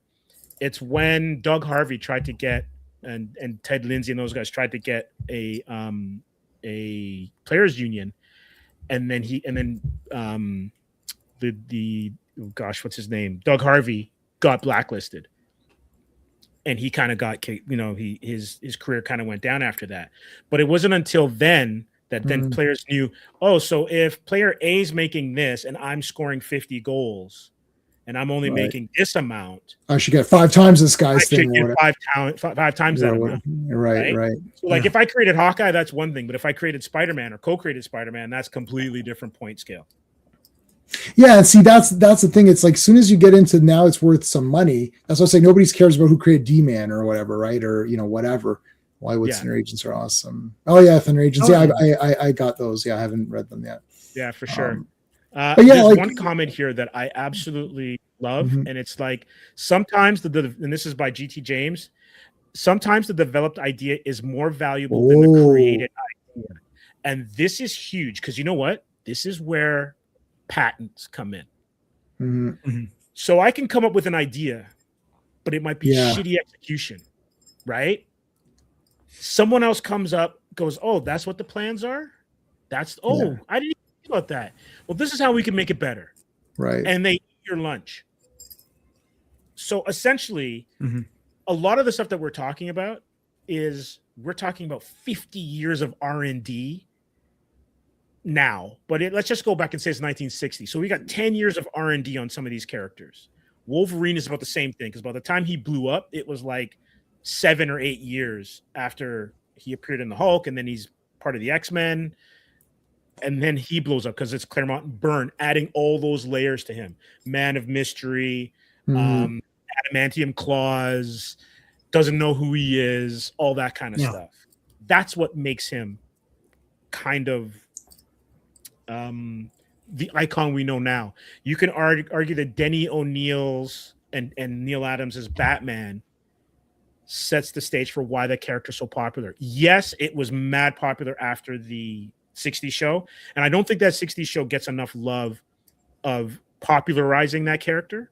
Yeah. Oh, 100 million percent. Like without that character, there is no Batman of the 70s, Ra's al Ghul, So yeah, so go ahead. No. Finish your point. Then I got a point on that. Yeah. So like you like all of these are steps. It's like Jenga, right? These are all levels to get you into the clouds for these characters.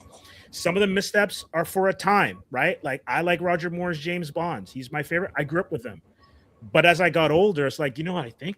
Like I love Sean Connery, but I think Timothy Dalton is more like what Ian Fleming was doing. Yeah, there's a argument for that. Yeah. Because the points, like everyone loves Daniel Craig's James Bond, but they were done in Craig's time, except you don't like them.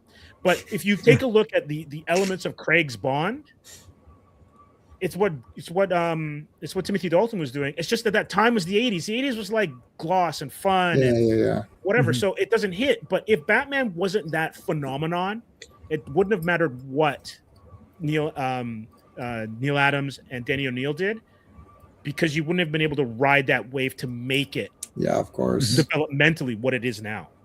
Yeah, like there's a Clayface movie coming out, and we were on a stream last night, and none of us knew whether it's a film or a TV series, a mini-series or a film. None of us could agree on which Clayface is in it. Right? We didn't even know which Clayface it is, and people in the chat are like, "Why are they making Clayface? What is that still happening? I thought that was fake." So everyone was confused. Now hold on a second. Why is Clayface not really around? Well, because he wasn't in Adam West. It's like nobody's confused on who Riddler is. Nobody's confused on like Penguin, right? Everyone knows Penguin. I will throw out that you could say Egghead. Egghead. I would say if you said who do you know more, Egghead, or something like, oh, of course, Egghead. That's Vincent Price. Yeah. Right. Exactly. So there you go. So that show, now again, but I do like the point of saying sometimes the developed thing is better. But if you kill the person if you go back in time and kill that person, that thing's not there, right? Like Star Wars is part everything. It's like Buck Rogers and Flash Gordon and Kurosawa flicks and whatever. So it's like, okay, I mean, but George Lucas put them together and created characters for them that were meshes of different things, and they kind of resemble other things, but they have their own spins and they're unique, and he created a world. That's it. Like he created Star Wars. And then even if you go back and say, yeah, well, he didn't direct the second movie and all that stuff. I know. But it's not like they said, okay, Luke, in this scene, I want you to go and kick that baby in its head. And George Lucas would have been like, no, that's not happening. It's like he's still there to give the say and the okay to all of that, right? All 4 clay faces. No. Okay, hold on. It could not be reached. Which of those 4 clay faces is in this movie? That is what you don't know. Maybe you do know. I don't. But we didn't know. We had to Google it live because we're idiots. It's like, first of all, what is this? We have to Google what the F is Clayface. It's like, it is a movie. Check. It's Matt Hagen. Spoilers. It's so weird because on the stream that we had last night, because we're doing a 2026 preview, it came up and we're like, what?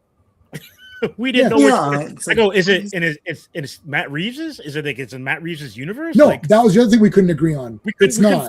We still don't know. It's going to be Guns. It's in Guns universe. world. Yeah. So is it Creature Commandos then? Is it the Creature Commandos Clayface? I don't know. Was he in Creature Commandos? I didn't watch it. Yeah, he actually shows up in it. Yeah. So it's got to be then. So then obviously it's going to be that's going to be that version. But the point is that a bunch of comic nerds don't know, is it a movie or a show? Which Clayface are they adapting?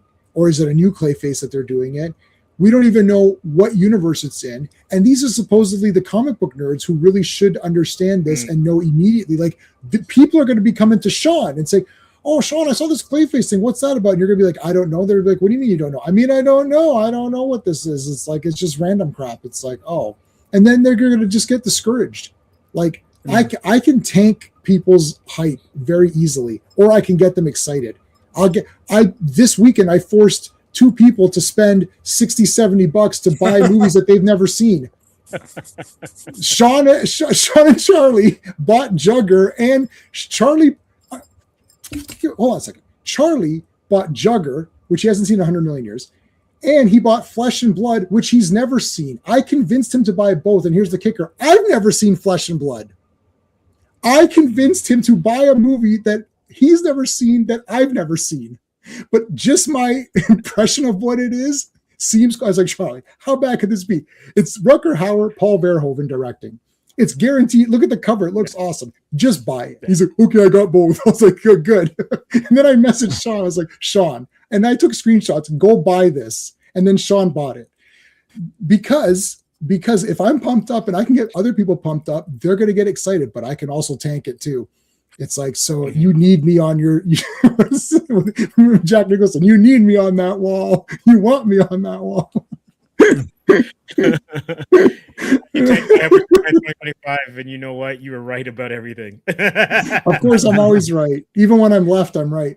When it comes to Superman, absolutely. No, but I mean, no, it's just funny because I got 2 people to spend money on movies they haven't seen, right? Because just on the power of, they know that I'm not going to hype this up unless it's awesome, right? Yeah. But anyway, yeah, like, I don't know, like, it's brutal. I've seen Flesh and Blood, good movie, not as easy, not easy to watch. Oh, it'll be easy for me. I can watch Terrifier, with breakfast, so I can watch anything that's going to happen. I've watched all the Ilsa movies too, so you can Google those. This one's for you, J-Man. You got to buy something you didn't buy. No, I bought them. I also bought. I know. I ordered Flesh and Blood because I never saw it. I was like, I'm just gonna order that. So I just told Charlie to order the same thing I'm ordering, and then Sean needed a movie anyway. So it's like it was buy one get one free. So I only forced him to buy one thing, and they got a free one. So it wasn't that. You can't go wrong. Yeah, but it was like a 60 plus shipping. It's probably like $80 or something. So Sean spent $80 just based on a text, one text. I was like, here, buy this. For 2 movies, pretty good. For 2 movies, 2 4Ks that are exclusive. Hey. But anyways, whatever. Yeah. What other? So I think we can probably put a bow on this and talk about some other stuff afterwards. But I think it moving forward, it's going to come down to contracts, and stated, because when you think about it, you go back to Marvel had just come out of being timely. Everyone's just trying to get this company to make money and want to create product. And then it's not until you find out, like Jed Clampett, I'm dating myself here, that there's oil in them there hills. Right. And everyone goes, that's my backyard. That's my backyard. Yeah, right. Yeah. And then now you have, some headbutting. Jennifer Jason Leigh. Love her from back in the day, man. Yeah, she's awesome. I liked her in The Hitcher. And Rutger Hauer's in The Hitcher as well. So and he's in Flesh and Blood. So I guess that's see, I told you, I know that's a good movie. It's awesome. So Charlie bought 2 Rutger Hauer movies. In one, and the guy who wrote Jugger, the guy who wrote and directed Jugger, wrote Unforgiven. Clint Eastwood. He wrote Blade Runner for the screen. He didn't create Blade Runner. He wrote it for the screen. He also wrote Leviathan. He also wrote what was the other one he wrote? Like, it was another big movie that everybody knows. I can't think of it now. Anyways, so like this is like a pumped up thing. It's not just like some guy out of nowhere.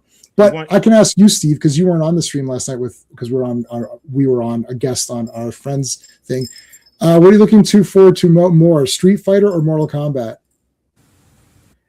Oh God, that's tough. We had an answer. We came up with the reasons why, but what do you think? You know what? I want Street Fighter to do well. That's yeah. It's Street Fighter, because I think Mortal Kombat's had enough kicks at the can. They haven't been like incredibly terrible, right? They may have missed the mark, but I think Street Fighter, especially since they're embracing everything. Yes, that's what we said. Just bring it, man. We're beating the car up. Yeah, man. Yeah, man. Like, come on, that's awesome. Yeah. Mortal Kombat, the previous the first Mortal Kombat movie ever from the 90s was awesome. And they understood it's like it's Liu Kang's story, but Johnny Cage has to be a really cool character and Sonya Blade needs to be in there. And those are the 3 characters we have to follow. And then after that, they lost their way. That last Mortal Kombat movie, there's no tournament. So it's like, but Mortal Kombat is the name of the tournament. So what is this? Street Fighter looks like all the characters are all going to do their goofy moves. And it's going to be awesome. And they threw that in where they're beating up the car. Yeah. We could do a James. I need to rewatch. So I saw the Timothy Dalton's. They're like my first James Bond movies, but everyone said they sucked at the time. Because they scaled everything down. I'm telling you right now. But they are good though. They are good, and he is excellent. Yeah, he's and good. Maybe I'm biased, but his last one, License to Kill. That's Miami Vice on steroids. It's like it's in Florida. You've got Robert Davi as the villain, who's amazing. He's got awesome. this line. Oh, he's got some lines in that movie. Felix Leiter gets absolutely ravaged by a shark. It's so good. And Bond is brutal. Like, Timothy Dalton is brutal. Yeah. Yeah. Love it.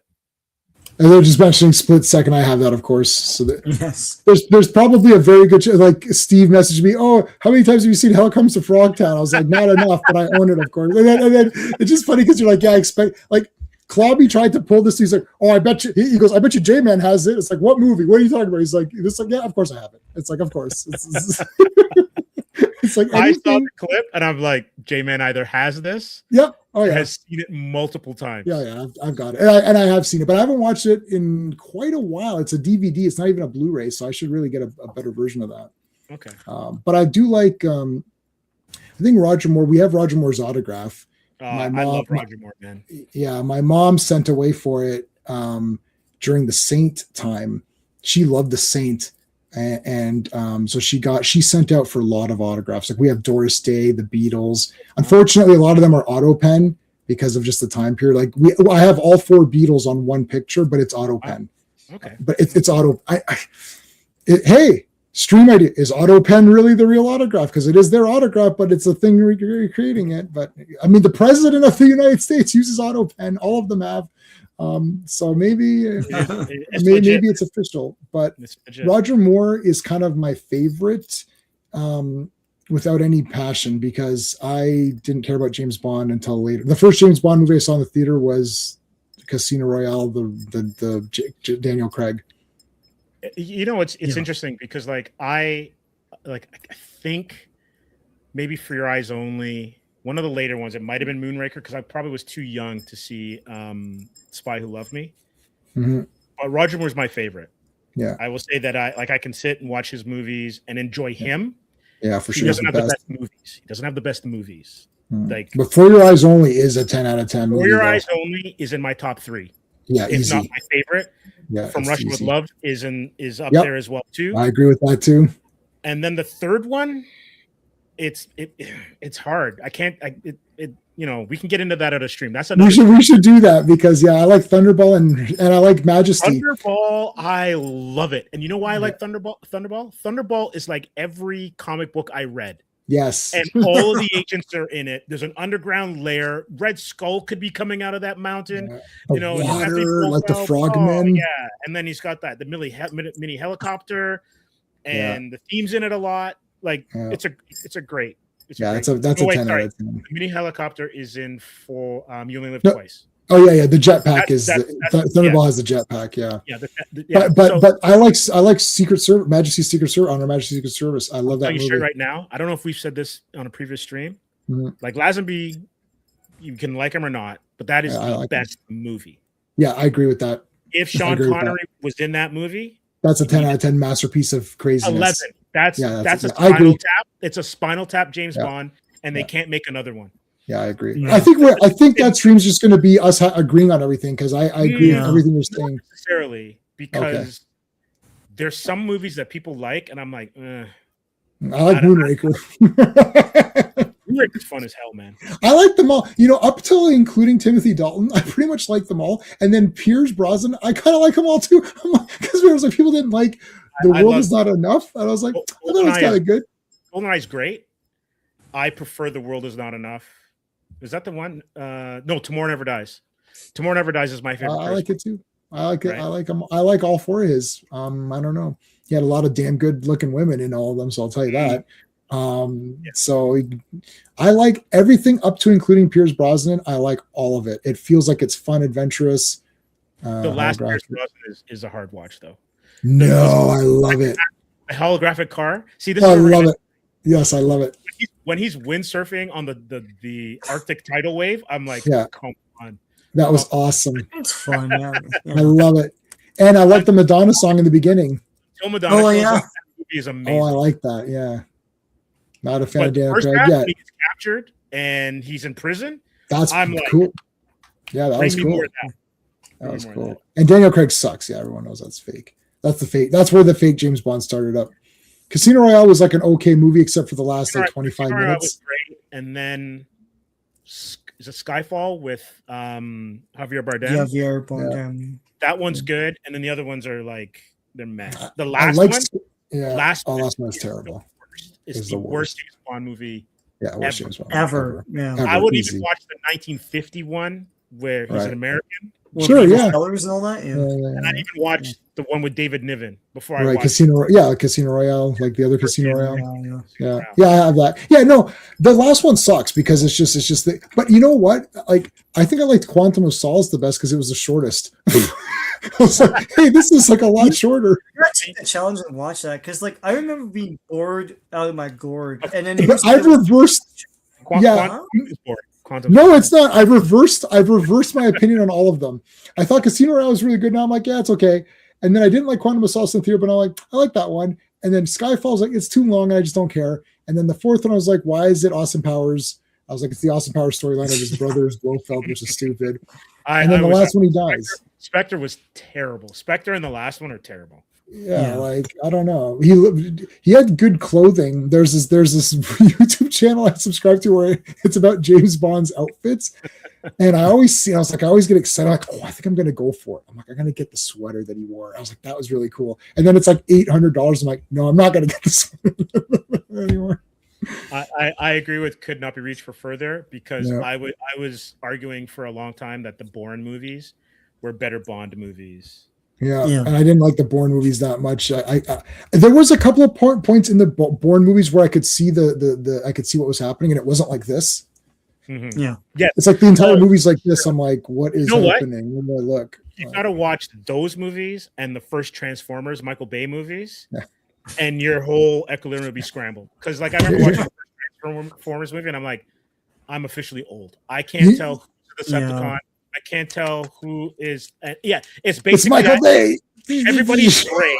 Like every robot's gray, and I'm like, and then Right. everything's jump cut, right? And I'm like, what Right. is going on here? Yeah. Yeah, like the thing Yeah. I know that Michael Bay they couldn't get the rights to some of the actual vehicles that the Transformers are based on, but you know what they could get the rights to is the color. Colors. Yeah. Like, why can't Ironhide, instead of being okay? So It's true, Vaughn. I am old and dusty. I know Ironhide is not the right van, or they made him like an SUV or something. Yeah, but you couldn't make him a red SUV, like just so I could be like, oh, that's Ironhide. Like he's a black SUV. I'm like, who's that kid? Oh, that's Ironhide. I'm like, they couldn't make. Well, you see, Jay, man, they couldn't get the right. So like, they can't do red. Like surely red is available. Like. It's like Bumblebee was yellow, and he wasn't the Beetle, or whatever, the Bug or whatever it is, Volkswagen. But okay, he was a yellow car at least.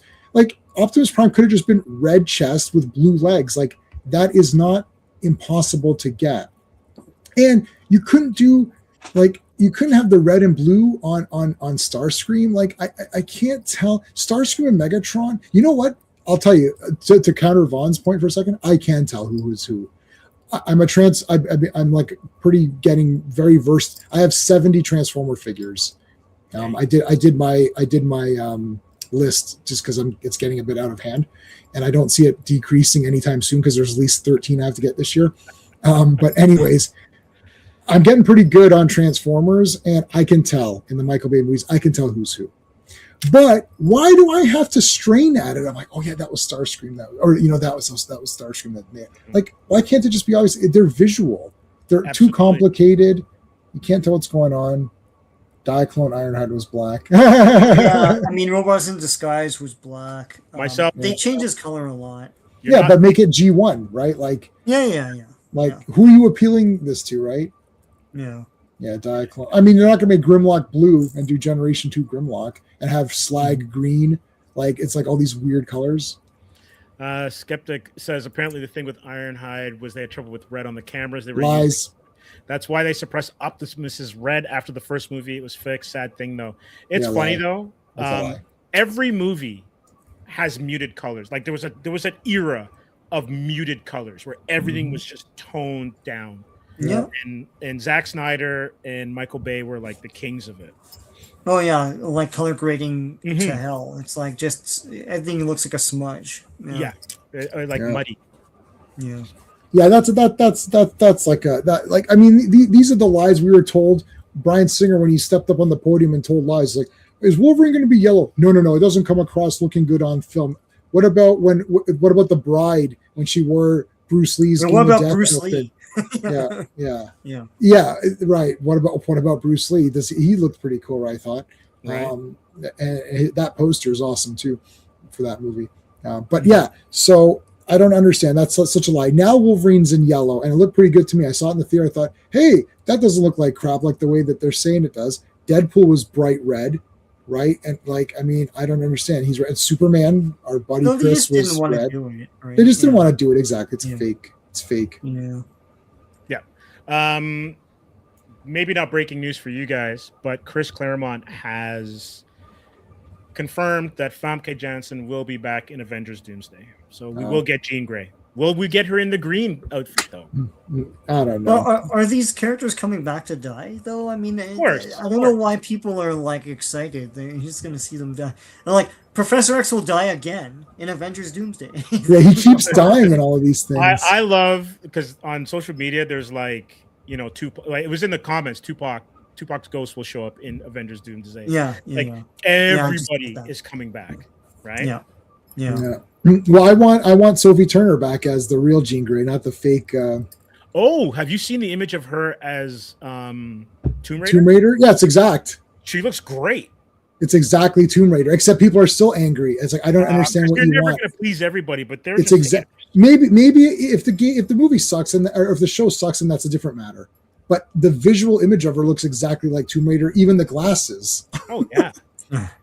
She even has the round red glasses from that Tomb Raider game. I'm gonna pull it up. She looks great, man. Yeah, Oh yeah. Well. that's exactly it. That almost looks fake. You're like, that's not going to be it. I guarantee you that's not going to So be it. here's the thing: a lot of people were like, "That's AI." Right? They But- thought it was AI. Yeah, It looks so good, and I'm not saying that AI is good, but it's like Yeah. they never nail anything to look Yeah. as accurate as this. right. Yeah. Yeah. So myself and comics is mentioning the top half, but I mean, I don't know. Like, it looks good to me. First of all, everyone knows I love Sophie Turner, and it's like I saw Dark Phoenix twice in the theater. No, It's like- it's not the book thing, and we know what you mean. No, it's not that. No, it's just like when you think of like proportions, like the look, age, like everything. She looks like if she was a cosplayer, you go, you nailed it. Yeah, that's exactly her. So, I mean, I don't know what to say. And then some people are saying, oh, yeah, yeah. I mean, it's as accurate as you're going to get without. Yeah, so that's a different. That's So, that's a no, totally yeah, different Vaughn, yeah. totally What different I'm saying, microphone. right. What I'm saying, when I first saw the not Christopher Reeve, Brandon Routh costume. So just like this, Brandon Routh first costume of Superman, I was like, that looks like trash. Like Brandon Routh, they had that promotional picture of him standing there. I was like, this looks terrible, right? Myself in comics, that's Hmm. Sophie Turner from Game of Thrones and X-Men. X-Men. She was Jean Grey. Yeah, and many other movies or Yeah. whatever. Her latest movie is Trust, where it's like a thriller or something. But yeah, so yeah, if the acting's terrible, like some people don't think she's a great actress, well, I mean that's fine. But I don't know what roles they're watching, like because the ones I've seen, I think she's good. From Sophie as Laura Clark, Angelina got those right, yeah.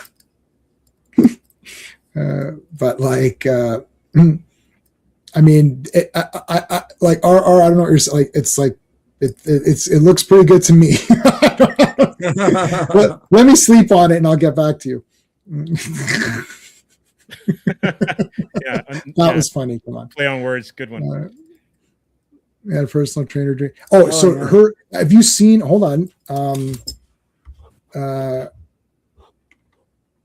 Not our age. No.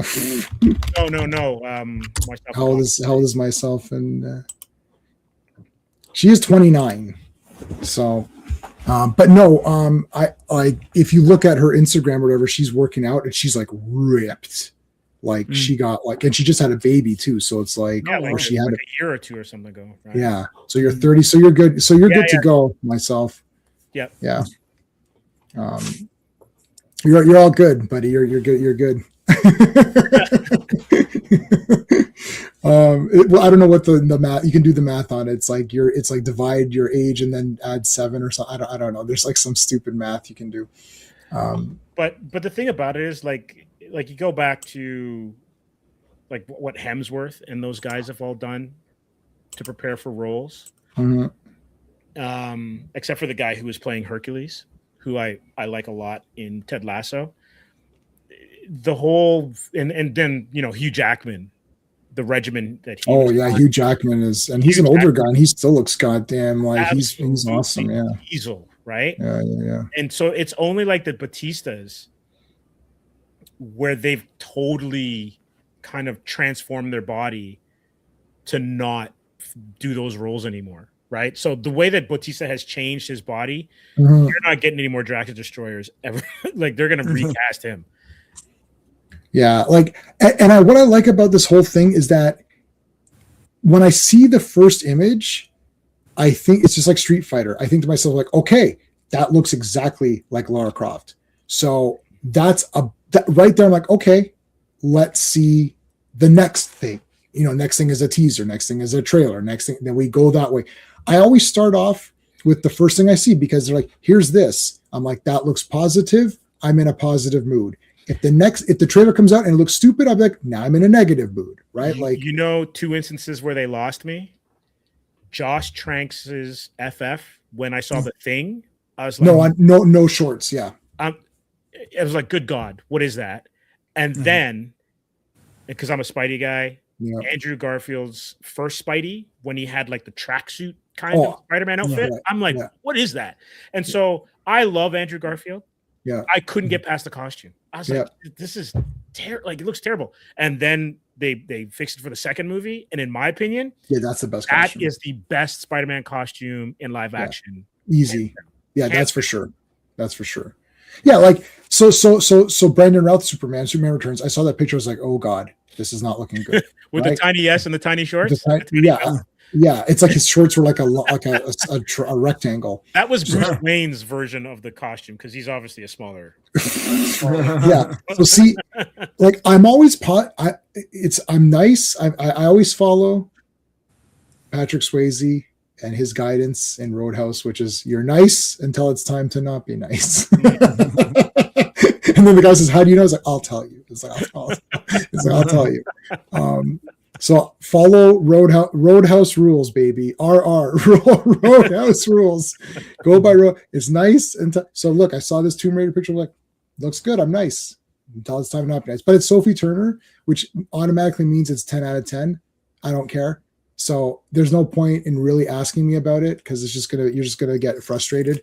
There's like certain things. It's like Van Damme. Every movie's the best. I don't care. Oh my God! You know what we need to do for Circle of Iron? Mhm. I want to see the one when he's they're in the hockey arena. Oh, I love Sun Death. I have that on 4K. Sudden death. Yes, Sudden death, yeah. Yeah. sudden death is. Oh my God! First of all, when's the last time you saw the Sudden Death trailer? I saw it 5 minutes ago. I watch that trailer all the time. I I love it. saw it earlier today. Oh yeah, it's like, And I forgot the back kick. I forgot yeah. the back Oh, kick. that was bad. Hockey skate on? Yeah, that I was was like, awesome. come on, man, he's dead. He's dead. Yeah, no, but like he goes, I know where the bombs are, so I know where you're going. Then come and get me, right? And it's like I'm gonna try to stop you. And then the guy's like, he's like, now listen, we're gonna play this by the numbers. She's like, what number was that?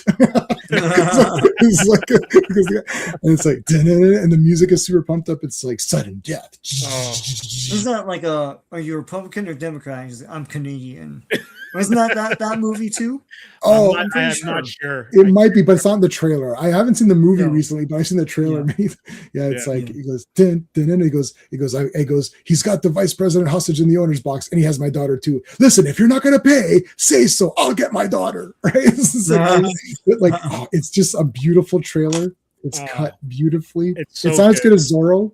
Mask of Mhm. Zorro is the best trailer of all Mm. time Mm. because he makes her naked at the end. I'm like, she's naked. Like this is Yeah. the best movie. He It's makes just Catherine one man. It's not just one man. Damn it, it's Zorro. dude, like, yeah, he goes, it's only one man. Damn it, it's not just one man. It's Zorro. And then it's like he's jumping, and it's like, and the screen is getting cut. Like, Yeah. wow. He looks Oh. outside the mountains on fire with the Yeah. That's when you embrace the cheesiness of the character. Oh, I love that. Right? So I like both Zorro movies, the Antonio ones, but especially And the first one. that's why I like the Phantom. I thought Billy I love Zane the and the Phantom. costume. So like I was thinking about it just a couple minutes ago, but like if I had to put in like the pantheon of comic book accurate movie costumes, I Yeah, the would Phantom's say awesome. the Phantom's up there. I would say Amazing Spider-Man 2 Yeah, is pretty amazing. I don't care what anyone else says. Chris Reeves Superman Yeah. is Yeah. phenomenal to this day, and no CG cape. All that stuff that you're talking about. yeah. I don't like CGK. That's weird. I hate CG capes. And Deadpool. Yeah, I would agree with that. Pretty much nailed Deadpool. Right? How about Rorschach? Would you count him? Rorschach? Yeah, I would count That's him. exactly. I mean, that came out of the comic page. Rocketeer. Rocketeer. Rocketeer. Yeah, that's pretty damn Definitely. good. I mean, Zorro's easy, but Zorro's easy. Zorro, yeah. I mean, like those guys, yeah. But no, I think like some of those guys are like just perfect. Powers Booth is Powers awesome. Booth. I love Powers Booth, man. I know where the Great. bombs are, so I know where you're going. That's Get you know me. what though too. It just reminded me of Hard Target. I love Hard Target. That's the How best does it trailer. I have that trailer. I You don't tell know. me. You tell me. You tell me. Oh, he had the best lines, man. Yeah. Yeah, he goes, but the opposition is about to get one last chance. And then he comes in and it's like, he goes, what kind of a name is Chance? My mama took one. Oh, and it's like Jean-Claude Van Damme is the hard target. It's like Born on the Bayou is playing in the background. You know what? Not to be too much of an old head, and yes, Vaughn, I am dusty and old, but I miss the In a World guy who would actually give you Yes. voiceover in trailers. Yeah, I like that guy a lot. Oh man, he made trailers stand out. It was unbelievable. Yeah, no, Mask of Zorro is great because the other two main characters are played. Oh yes, RR is the Welsh. He's the Yeah. Welsh booster for sure. no, but the Oh, Phantom you know what? trailer. Phil Owens, I agree with you. Adam Not West is necessarily like the Batman. All the costumes are great, but I thought Yeah. that Robin's costume is hands down That's my favorite. Yeah, one of the if not top one or two. like Yeah. nailing exactly what's in the book. Yeah, Christopher Reeve is number one. Robin's number two. That's my favorite. Yeah. As a kid, I love Robin. He's exactly the superpowers toy. I have my childhood. I sold my childhood superpower toys because they were busted up. I kept my childhood Robin because it was given to me as a gift by this kid who went to the gas station and he knew I liked Robin. His name was Andrew, and he went. We were little kids. He was at the gas station. The next day at school, he gave it to me. He's like, "Hey, I know you really like Robin. I got you the superpowers. I still have it to this day from kinder or whenever it came out. Like." Whatever grade What was 1 that, or 2 or 84? whatever. 84, I think. So how old I was born in 77. How old are you in kindergarten? Like You're so 6, 5. 5 or 6. 5 or 6. Okay, so it's Yeah. like grade 1 or 2 or whatever. Whenever they came out, I still Mm-hmm. have that one next to my autographed picture, my autographed Burt Ward. I love that Robin particularly. Oh, No, but gas the station figures, man. the gas station it was because it was on the smaller card, Yeah, was the thin card. Yeah. the thin card. I remember right. that, but. The Phantom trailer. I have a watch later. I have your watch later list on YouTube. My watch later list is all trailers, and I've got the Phantom on there. Nice.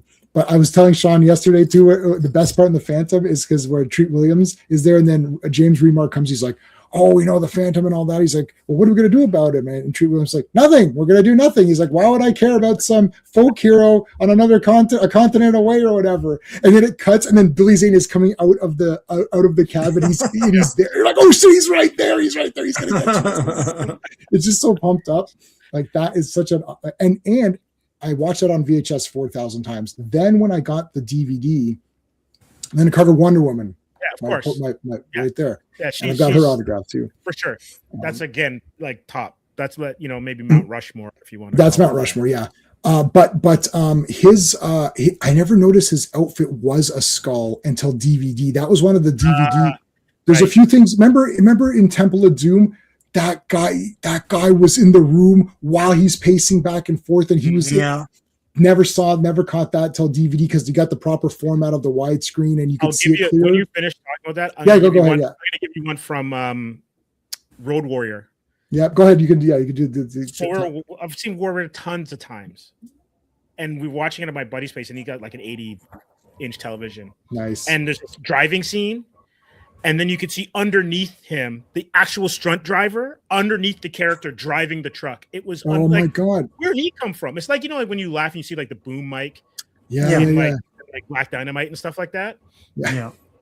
This was like, has that guy always been there? How did we miss this all this time? But it's Yeah. plain as day. You could see the stunt man. You know what? I'll see if I can find it while you guys are talking. Okay, oh my god, yeah. Well, that's in It's my like, top 10 Road Warriors I top 10. ruined movie. Remo Williams for everyone because Yes, you did ruin it. yeah, the scene where the guy where he's showing off what he's learned and stuff, he's balancing on stuff, and there's a giant like rig you could see right at the top of the screen, like Yeah, moving that- with him. That was weird. terrible, I know. Yeah. But no, Linda Carter for sure. I already covered all those on my channel, so Linda Carter's for sure. Yeah, Mount Rushmore would be Christopher Reeve, Linda Carter, Burt Ward for costume wise, and hero wise. Yeah. Fourth best costume. Let me look at what's on my shelf here. I mean, for villains, a lot of the villains from Batman. All the villains from Batman for sure. But for heroes, I mean, like Supergirl, like Helen Slater. I mean, that's just Superman, right? Like, do we? Yeah, I mean the Amazing Spider-Man 2 Spider-Man costume Mhm. was the best one. Yes, I for sure agree with that. Yeah, those are probably the best ones. Mm. Yeah. Yeah, the ones that are seamless. Like if they, it's like when they made that Superboy comic that was based on the show. Yes. It was a Superboy comic. It wasn't like a TV Superboy, because the costume is the costume, right? Whereas they make that Superman and Lois comic tie-in, and it's like the muted colors, and there's like they represent the changes they made in the show. But if you were to do like like that Linda Carter comic that they made, it's Wonder Woman basically. Yeah. So yeah. Yes, which I do have that. I do have those. Yeah. Yeah. Indiana Jones stuntman sitting in a chair in front of the truck. There's a 45 minutes of the Hulk TV show where he's gray and not green. I don't remember that. Did that air? I don't remember that at all. No, yeah. Did that air on TV? Because I recently watched the first couple seasons of that. They may be they wanted him to be red.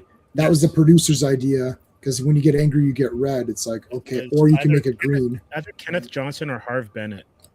But like, I feel like it's God, Kenneth Johnson, but that would have been no, thank you. I wouldn't. yeah. See ya. Yeah, Yeah, that's Nicholas dumb. Hammond claims that they're going to make a Hulk Spider-Man show, like a TV they're gonna- movie. They're going to But, talk. but Spider-Man was going to be the black costume or whatever. That would have been awesome. I wouldn't Would watch that- the crap out of that. Would that have been pre Daredevil in the all black costume with Street Hawk? It was going to be. actor who was I in think it's Street like after the death of the Incredible. Like he was going to come. Oh, back. in the 90s or Yeah. something. Oh, that's Yeah. right. Because we're thinking of resurrecting him, but Bill Bixby had passed because he had cancer. Yeah. Why didn't they have Nicholas Hammond in that Spider-Man whatever the Cross third universe? movie? No, I had the third movie. third movie. The- Oh, That's Far because From he Home or didn't whatever? know who he was. Yeah. Yeah, why didn't they have him? They could've Can you had him in imagine it. how awesome that would would have been? amazing. Would have been amazing. That would have been amazing, man. I like Nicholas Hammond a lot. I like him. He likes the character. He talks about it all the time in interviews. I've watched interviews with And him. he's the blueprint for the 90s cartoon. If you look at the 90s Peter Parker, Yeah, he that's looks like Nicholas Hammond. Yes, you're right. I never pieced that together. Yeah, the hair, everything. Yeah. Oh my God, I never pieced that together at all. That's crazy. Yes. Oh my God. They Yeah. should have had him in. That's a big misstep. Rebecca Romaines. Well, I was watching. I was watching. What was I watching today? Was it a little bit of the the Apocalypse X-Men, whatever it was called, X-Men Apocalypse? Age of Apocalypse. Yeah. No, I think it was just called Apocalypse, or was it called Age of Apocalypse? It might have been X-Men Apocalypse. Yeah, Yeah. I'm not sure. Anyways, I can't stand what's her face, Mystique. What's the actress? Jennifer Lawrence. But in the beginning, I was like, she's trying her best to sway me. You're really trying your best. I said, it's not going to work, but you're doing a good job. Like, she Oh, looked pretty good. you know what? You know who gets honorable mention? David Hasselhoff as Nick Fury. I like that. I Oh like yeah, that one. that was good. Yeah, That was fun. It was Yeah. That was fun, man. It was fun. yeah. It had a lot of stuff from the comics in it. Mhm. Due south. Yeah, he always gets his man. Yeah. Due south. Eh? You watch that show? It's a beauty. I loved it. It was Did you good. really? Oh, okay. Yeah, I I was watched just- every Due episode. South, Due man. South was fun. That was back when like Oh, No, I didn't gross. watch that. they were on CBS, I think, Sean. And it was Yeah, like in and prime then time. they canceled it, and then they just continued it here. Yeah. Yeah. Happens all the time. Is that It was what's like her it's like name? reboot. No. It's like they Yeah. canceled it in America, and then when we continued it, it was like Yeah. Mad Max or something. It was crazy. Yeah. Oh, is there a dog in it? What? And Due Due South? South, Yes. Yeah, of course. Yeah. This is Diefenbaker, I think, right? Yeah, So no, it was pass. something like that. Yeah. Oh, gross. Pass. I haven't seen him in a minute, to be honest with you. Michael Gross. Yeah, We saw him Michael- at. Oh, Michael Gross was at. Oh, yeah, you weren't there. Vaughn was there. right. He was at Niagara. Oh, Oh really? wow. Yeah, he was at Niagara. Yeah, Steve met the other like our other buddy. Yeah, Steve yeah. met him and got his autograph. Vaughn, you weren't there though. Vaughn was there on that one. Okay. That was when Vaughn was there. Nice. Nice. He actually just said he would have done it. Of course, he would have done it. He needs the money, but also he was in Tarantino's movie Once Upon a Time in Hollywood. Yeah. Which shockingly I haven't watched in about 3 months, which is the longest I've ever gone without watching it. I might watch it tonight. But yeah, he was in that. He was great in that. And Tarantino has reels of Spider. So Nicholas Hammond's like, Tarantino invited me to his house. He has like a projector and he put Spider-Man on, and we were watching Spider-Man in his private screening room. And he's telling me about this character and everything, like for Once Upon a Time in Hollywood. Oh, that's hilarious. That's awesome. Nicholas Hammond is just because he's pumped up for it. I like guys where it's like, I like Spider-Man. It's great. It's like, yeah. And it's like, it's like, He's a fan. Tron Ares sucked. Yeah, we already talked about it. Did you see Tron Ares, guys? You haven't seen Oh, it's terrible. it. That was terrible. And then like the super evil corporation, which is going to make only weapons, and the super good corporation, which is going to make fruit. It's so stupid. Like, and how do you waste Gillian Anderson? Like, seriously. Yo, you weren't on that stream, right? Because dude, I said the exact wording you just said. whatever streamer I was like, they literally Jillian. I saw her name appear. I thought You could have got anybody in that role. anyone could have been in that role. Like literally anybody. Me in a dress could have been in that role. Yeah. When I saw her name, I thought, oh, she's gonna be a bitch. Like I thought she was gonna be like a really sexy kind of corporate bitch or something. She's so good. Watch her British stuff. Watch her Okay. stuff on Yes, British yeah. TV. Jen loves She's all not that Scully, stuff. man. She's got mad range. Yeah, no, she was in Hannibal and all of that too. Like, so I thought she did nothing. And she's like, oh, you shouldn't do these bad things, woman. Get out of here. And then that other lady's like, oh, we only do good things. You make violent video games. Like, and she's like, and here's the other thing. She's like, I'm doing it for my sister. No. Remember Ninja Turtles when April? She's Channel 6 Eyewitness News, but she also has an antique store because that was her dad's antique store. She's like, well, I kind of keep it around for my dad to connect to my dad. That's doing it for your dad.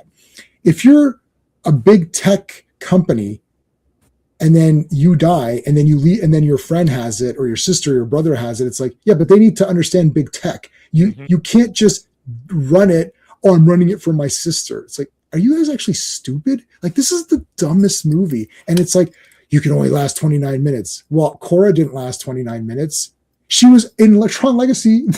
They got out of the grid. They went and got dressed and got biker uniforms on, went and got their car out, their bike out, and they drove off in the sunset on their bike. Yeah. So wasn't that 29 minutes ago? Yeah. It's so stupid. Yeah. Yeah. And I love the fact that I know the orange tree and stuff was in the original movie too, but I don't think they're going to eat digitized fruit. No. It's like the stupidest thing ever. So yeah, it's so ridiculous. Uh, So guys, we're gonna meet tomorrow, I guess, Yeah. for FF. Yep. What issues are we looking at again? It's like one. Oh wait, they're right here. 166, 167, 168, 169. And I saw it earlier, but I didn't get a chance to start it. We get to see an amazing Vinnie Coletta inked issue, I think. Oh yeah. Oh, 166, is it? I Oh my think. gosh. Yeah. And I'm gonna send you. Actually, I'm gonna send you the link through Instagram, Steve, so you can have that. No, I have it. I have it. Oh, you have it. I gave it to you already. All right, cool. Yeah, you did. Thanks. I'm I gonna wasn't sure if I'd forget. today. But yeah, like I mean, I've got where did I put my? I don't know if we have. So this isn't artist edition. It's not artist because they're bigger. That like an artist edition is right there. You can see it, that the comments are covering, but that's okay. You can see it right there. But this one's like pretty big. I'm wondering if we have. It has a few full issues of Kirby. It won't have anything past 100 or whatever it was, but like you can see like the full. Oh, that's Like, it's nice. just awesome. So there is full stories on here. This was on sale for $60 on Amazon.ca. So I'm like, F it, gotta buy it right now That's because pretty good. otherwise it's a bit expensive. But they've got every cover, and where they could, they gave you the whole issue. And look how dense the artwork is in those panels. Yeah, I know. This is before Vince Coletta came in. Like, look at that, man. It's like, Yeah. I mean, this it's is just so good stuff. awesome. It's funny because I was not a Kirby fan growing up, Mhm. and then I grew to appreciate him as I got older. Like, and I was drawing more and stuff, and I'm like, yeah, Yeah, I get it, totally. Because I'm more of like a John and Sal and, Mhm. and John Byrne. Perez is probably up there in my top 4, top 5. right. And because I'm a huge Teen Titans fan and a huge Spider-Man fan, Ramita is there. Yeah, Romita's got to be there, I think. Yeah. I have the Spider-Man. I have one of his volumes of the Spider-Man strips. So do I. It's one with you have the strips, and I have an artist edition with. I think it's in the. I might 50s. get. It's got Mysterio. It's the one with Mysterio and stuff. It's really good. I've got a couple in my cart that I might get. And there's a Spider-Man one coming out.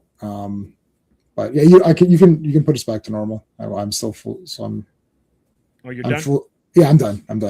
I was like, I mean, unless you want to sit here and go through everything that I have in my room. No, I thought you were going to bring up more. It's all good. No, I did find my one issue of Journey into Mystery. Oh, which is wow. this. That's it. That's the only one. I think this is I gave away all. I only have 2 Thor comics. I had the first 40 issues of Volume 2, and I gave them to my employee because he liked Thor, and they're not really worth anything. So this is the only comic of Thor I have. But I love Thor. We're going to be doing Thor comics after Avengers. We're going to be doing just Thor. So it'll be Mighty Mondays will be Thor. Because I've been so excited to read them. I thought, you know what, if I sit on them, because we're not going to go past like 300 or something on Avengers. Everyone is telling me after that it just kind of gets it gets boring. 300's a hard issue, man. Should we continue after that, or is it which one is the one with Miss Marvel, when Miss Marvel gets impregnated by her? You'll have to tell me. I've not. By her own I child. remember. I know which one. I don't know. I think it's either 200 or 300. I'm thinking it's 200. But man, it kind of goes sideways. That's weird. Yeah. So I mean, we'll see how it goes. But then we'll do. We're gonna do. I think Infinity Gauntlet. Can we do special? Yeah. I'll do special episodes. We're gonna do Secret Wars. We'll do Infinity Gauntlet and all that. 200. Classic Comics is our guy who does. He's our guy who. He's our Avengers partner on the Mondays or whatever. Right. Oh, that's coming up. It's 197. Yeah, you're almost there. Yeah. That's okay. I think Perez draws it, and it's like, as a kid, I'm reading this, and I'm like, what the hell? Yeah, it's insensitive. Then they had to backtrack it a bit. They had to. It's almost. Yeah, it's one of those ones, and there's a lot of issues like that. Even Teen Titans had a run like that, where it's like, Judas Contract, they kind of had to rewrite it because in the modern lens, it's not necessarily the best of story choices. But for me, Avengers is on fire when Korvac shows up. Korvac Saga. Yeah, that's what Rob Liefeld says. He always says Korvac. Korvac Saga. When is that? And oh gosh, it's after 200. It's not long after 200. If I'm not mistaken. And then when Count 167. When Count Nefaria shows up. Count Nefaria, there's a two-parter. Oh my god, man. So wait a minute. He comes back again. So wait, they're saying 197. Yeah, 197 is the Miss Marvel thing. Oh, I'm sorry. I was on the Korvac Saga. Yeah, and the other one you said, what was it? Oh, and Count Nefaria. Yeah, that's the other one that Count Nefaria, man. Amazing. Yeah, so that's all coming up. So Avengers, this next Avengers is 154, 155, and then there's a supervillain team up and an annual in there. Yeah, we're getting some good ones. Getting up to some good ones, for sure. And tomorrow we're doing Inhumans. And I don't know if when last time you watched or if you've seen Inhumanoids is Saturday. I'm sorry, Inhumanoids. That's on Saturday. Yeah. That cartoon is bonkers. Like we're gonna finish it in one stream, but we really needed 13 streams. If there's 13 episodes, and we needed 13. You need one stream per episode. Flint Dilly just doing whatever he wanted to do. It's literally name something. I don't know. Zombies. It's in it. Name something. Mutated. Yeah, it's in it. Oh, okay. Wait, what is this about? I don't even know what it's about. All I know is that it's awesome. Yeah, is there's one of Matt Lauren, which is a big demon monster, wants a mate, and so he can animate statues, and he animates the Statue of Liberty, and the Statue of Liberty then nags him to death. It's just constantly you should get in shape, you should do all this stuff. He's like, oh my god, it's just he turns her back. Yeah, he turns her back into Statue of Liberty, so basically kills her. And no, dude. So the one monster can control statues. One monster can make zombies, and the other one can make mini versions of himself that he can control too. So, and that's just those monsters. Then there's rock people, which have a hierarchy within the rock people. Then there's tree people that have hierarchies in the tree people, and there's different kinds of guys within those factions. Then there's the humans, and each one of them has a different agenda. This character. Well, we'll talk about it on Saturday. But anyways, whatever. It's bonkers. So, you should see it. It's only 13 episodes for a reason because they ran out of drugs. That's what happened. They certainly did. But I have a lot to say on it on Saturday. But tomorrow's Fantastic Four, and I just finished reading these, and they're awesome. Fantastic Four is just the best. I don't know what to tell you. It's awesome. Yeah, We're a good. hulking thing. So yeah. Hulking thing. Can't go wrong. And RR is correct. The Nefaria issues were drawn by Byrne. I think inked by Pablo Marcos. He did a great job on Byrne stuff. But yeah, Avengers does pick up, and they have some pockets where they're absolutely dynamic. Like it's one of the signature books, and then it waxes and wanes depending on creative team, and also the lineup. The lineup goes a long way to determining what Avengers books are good or not.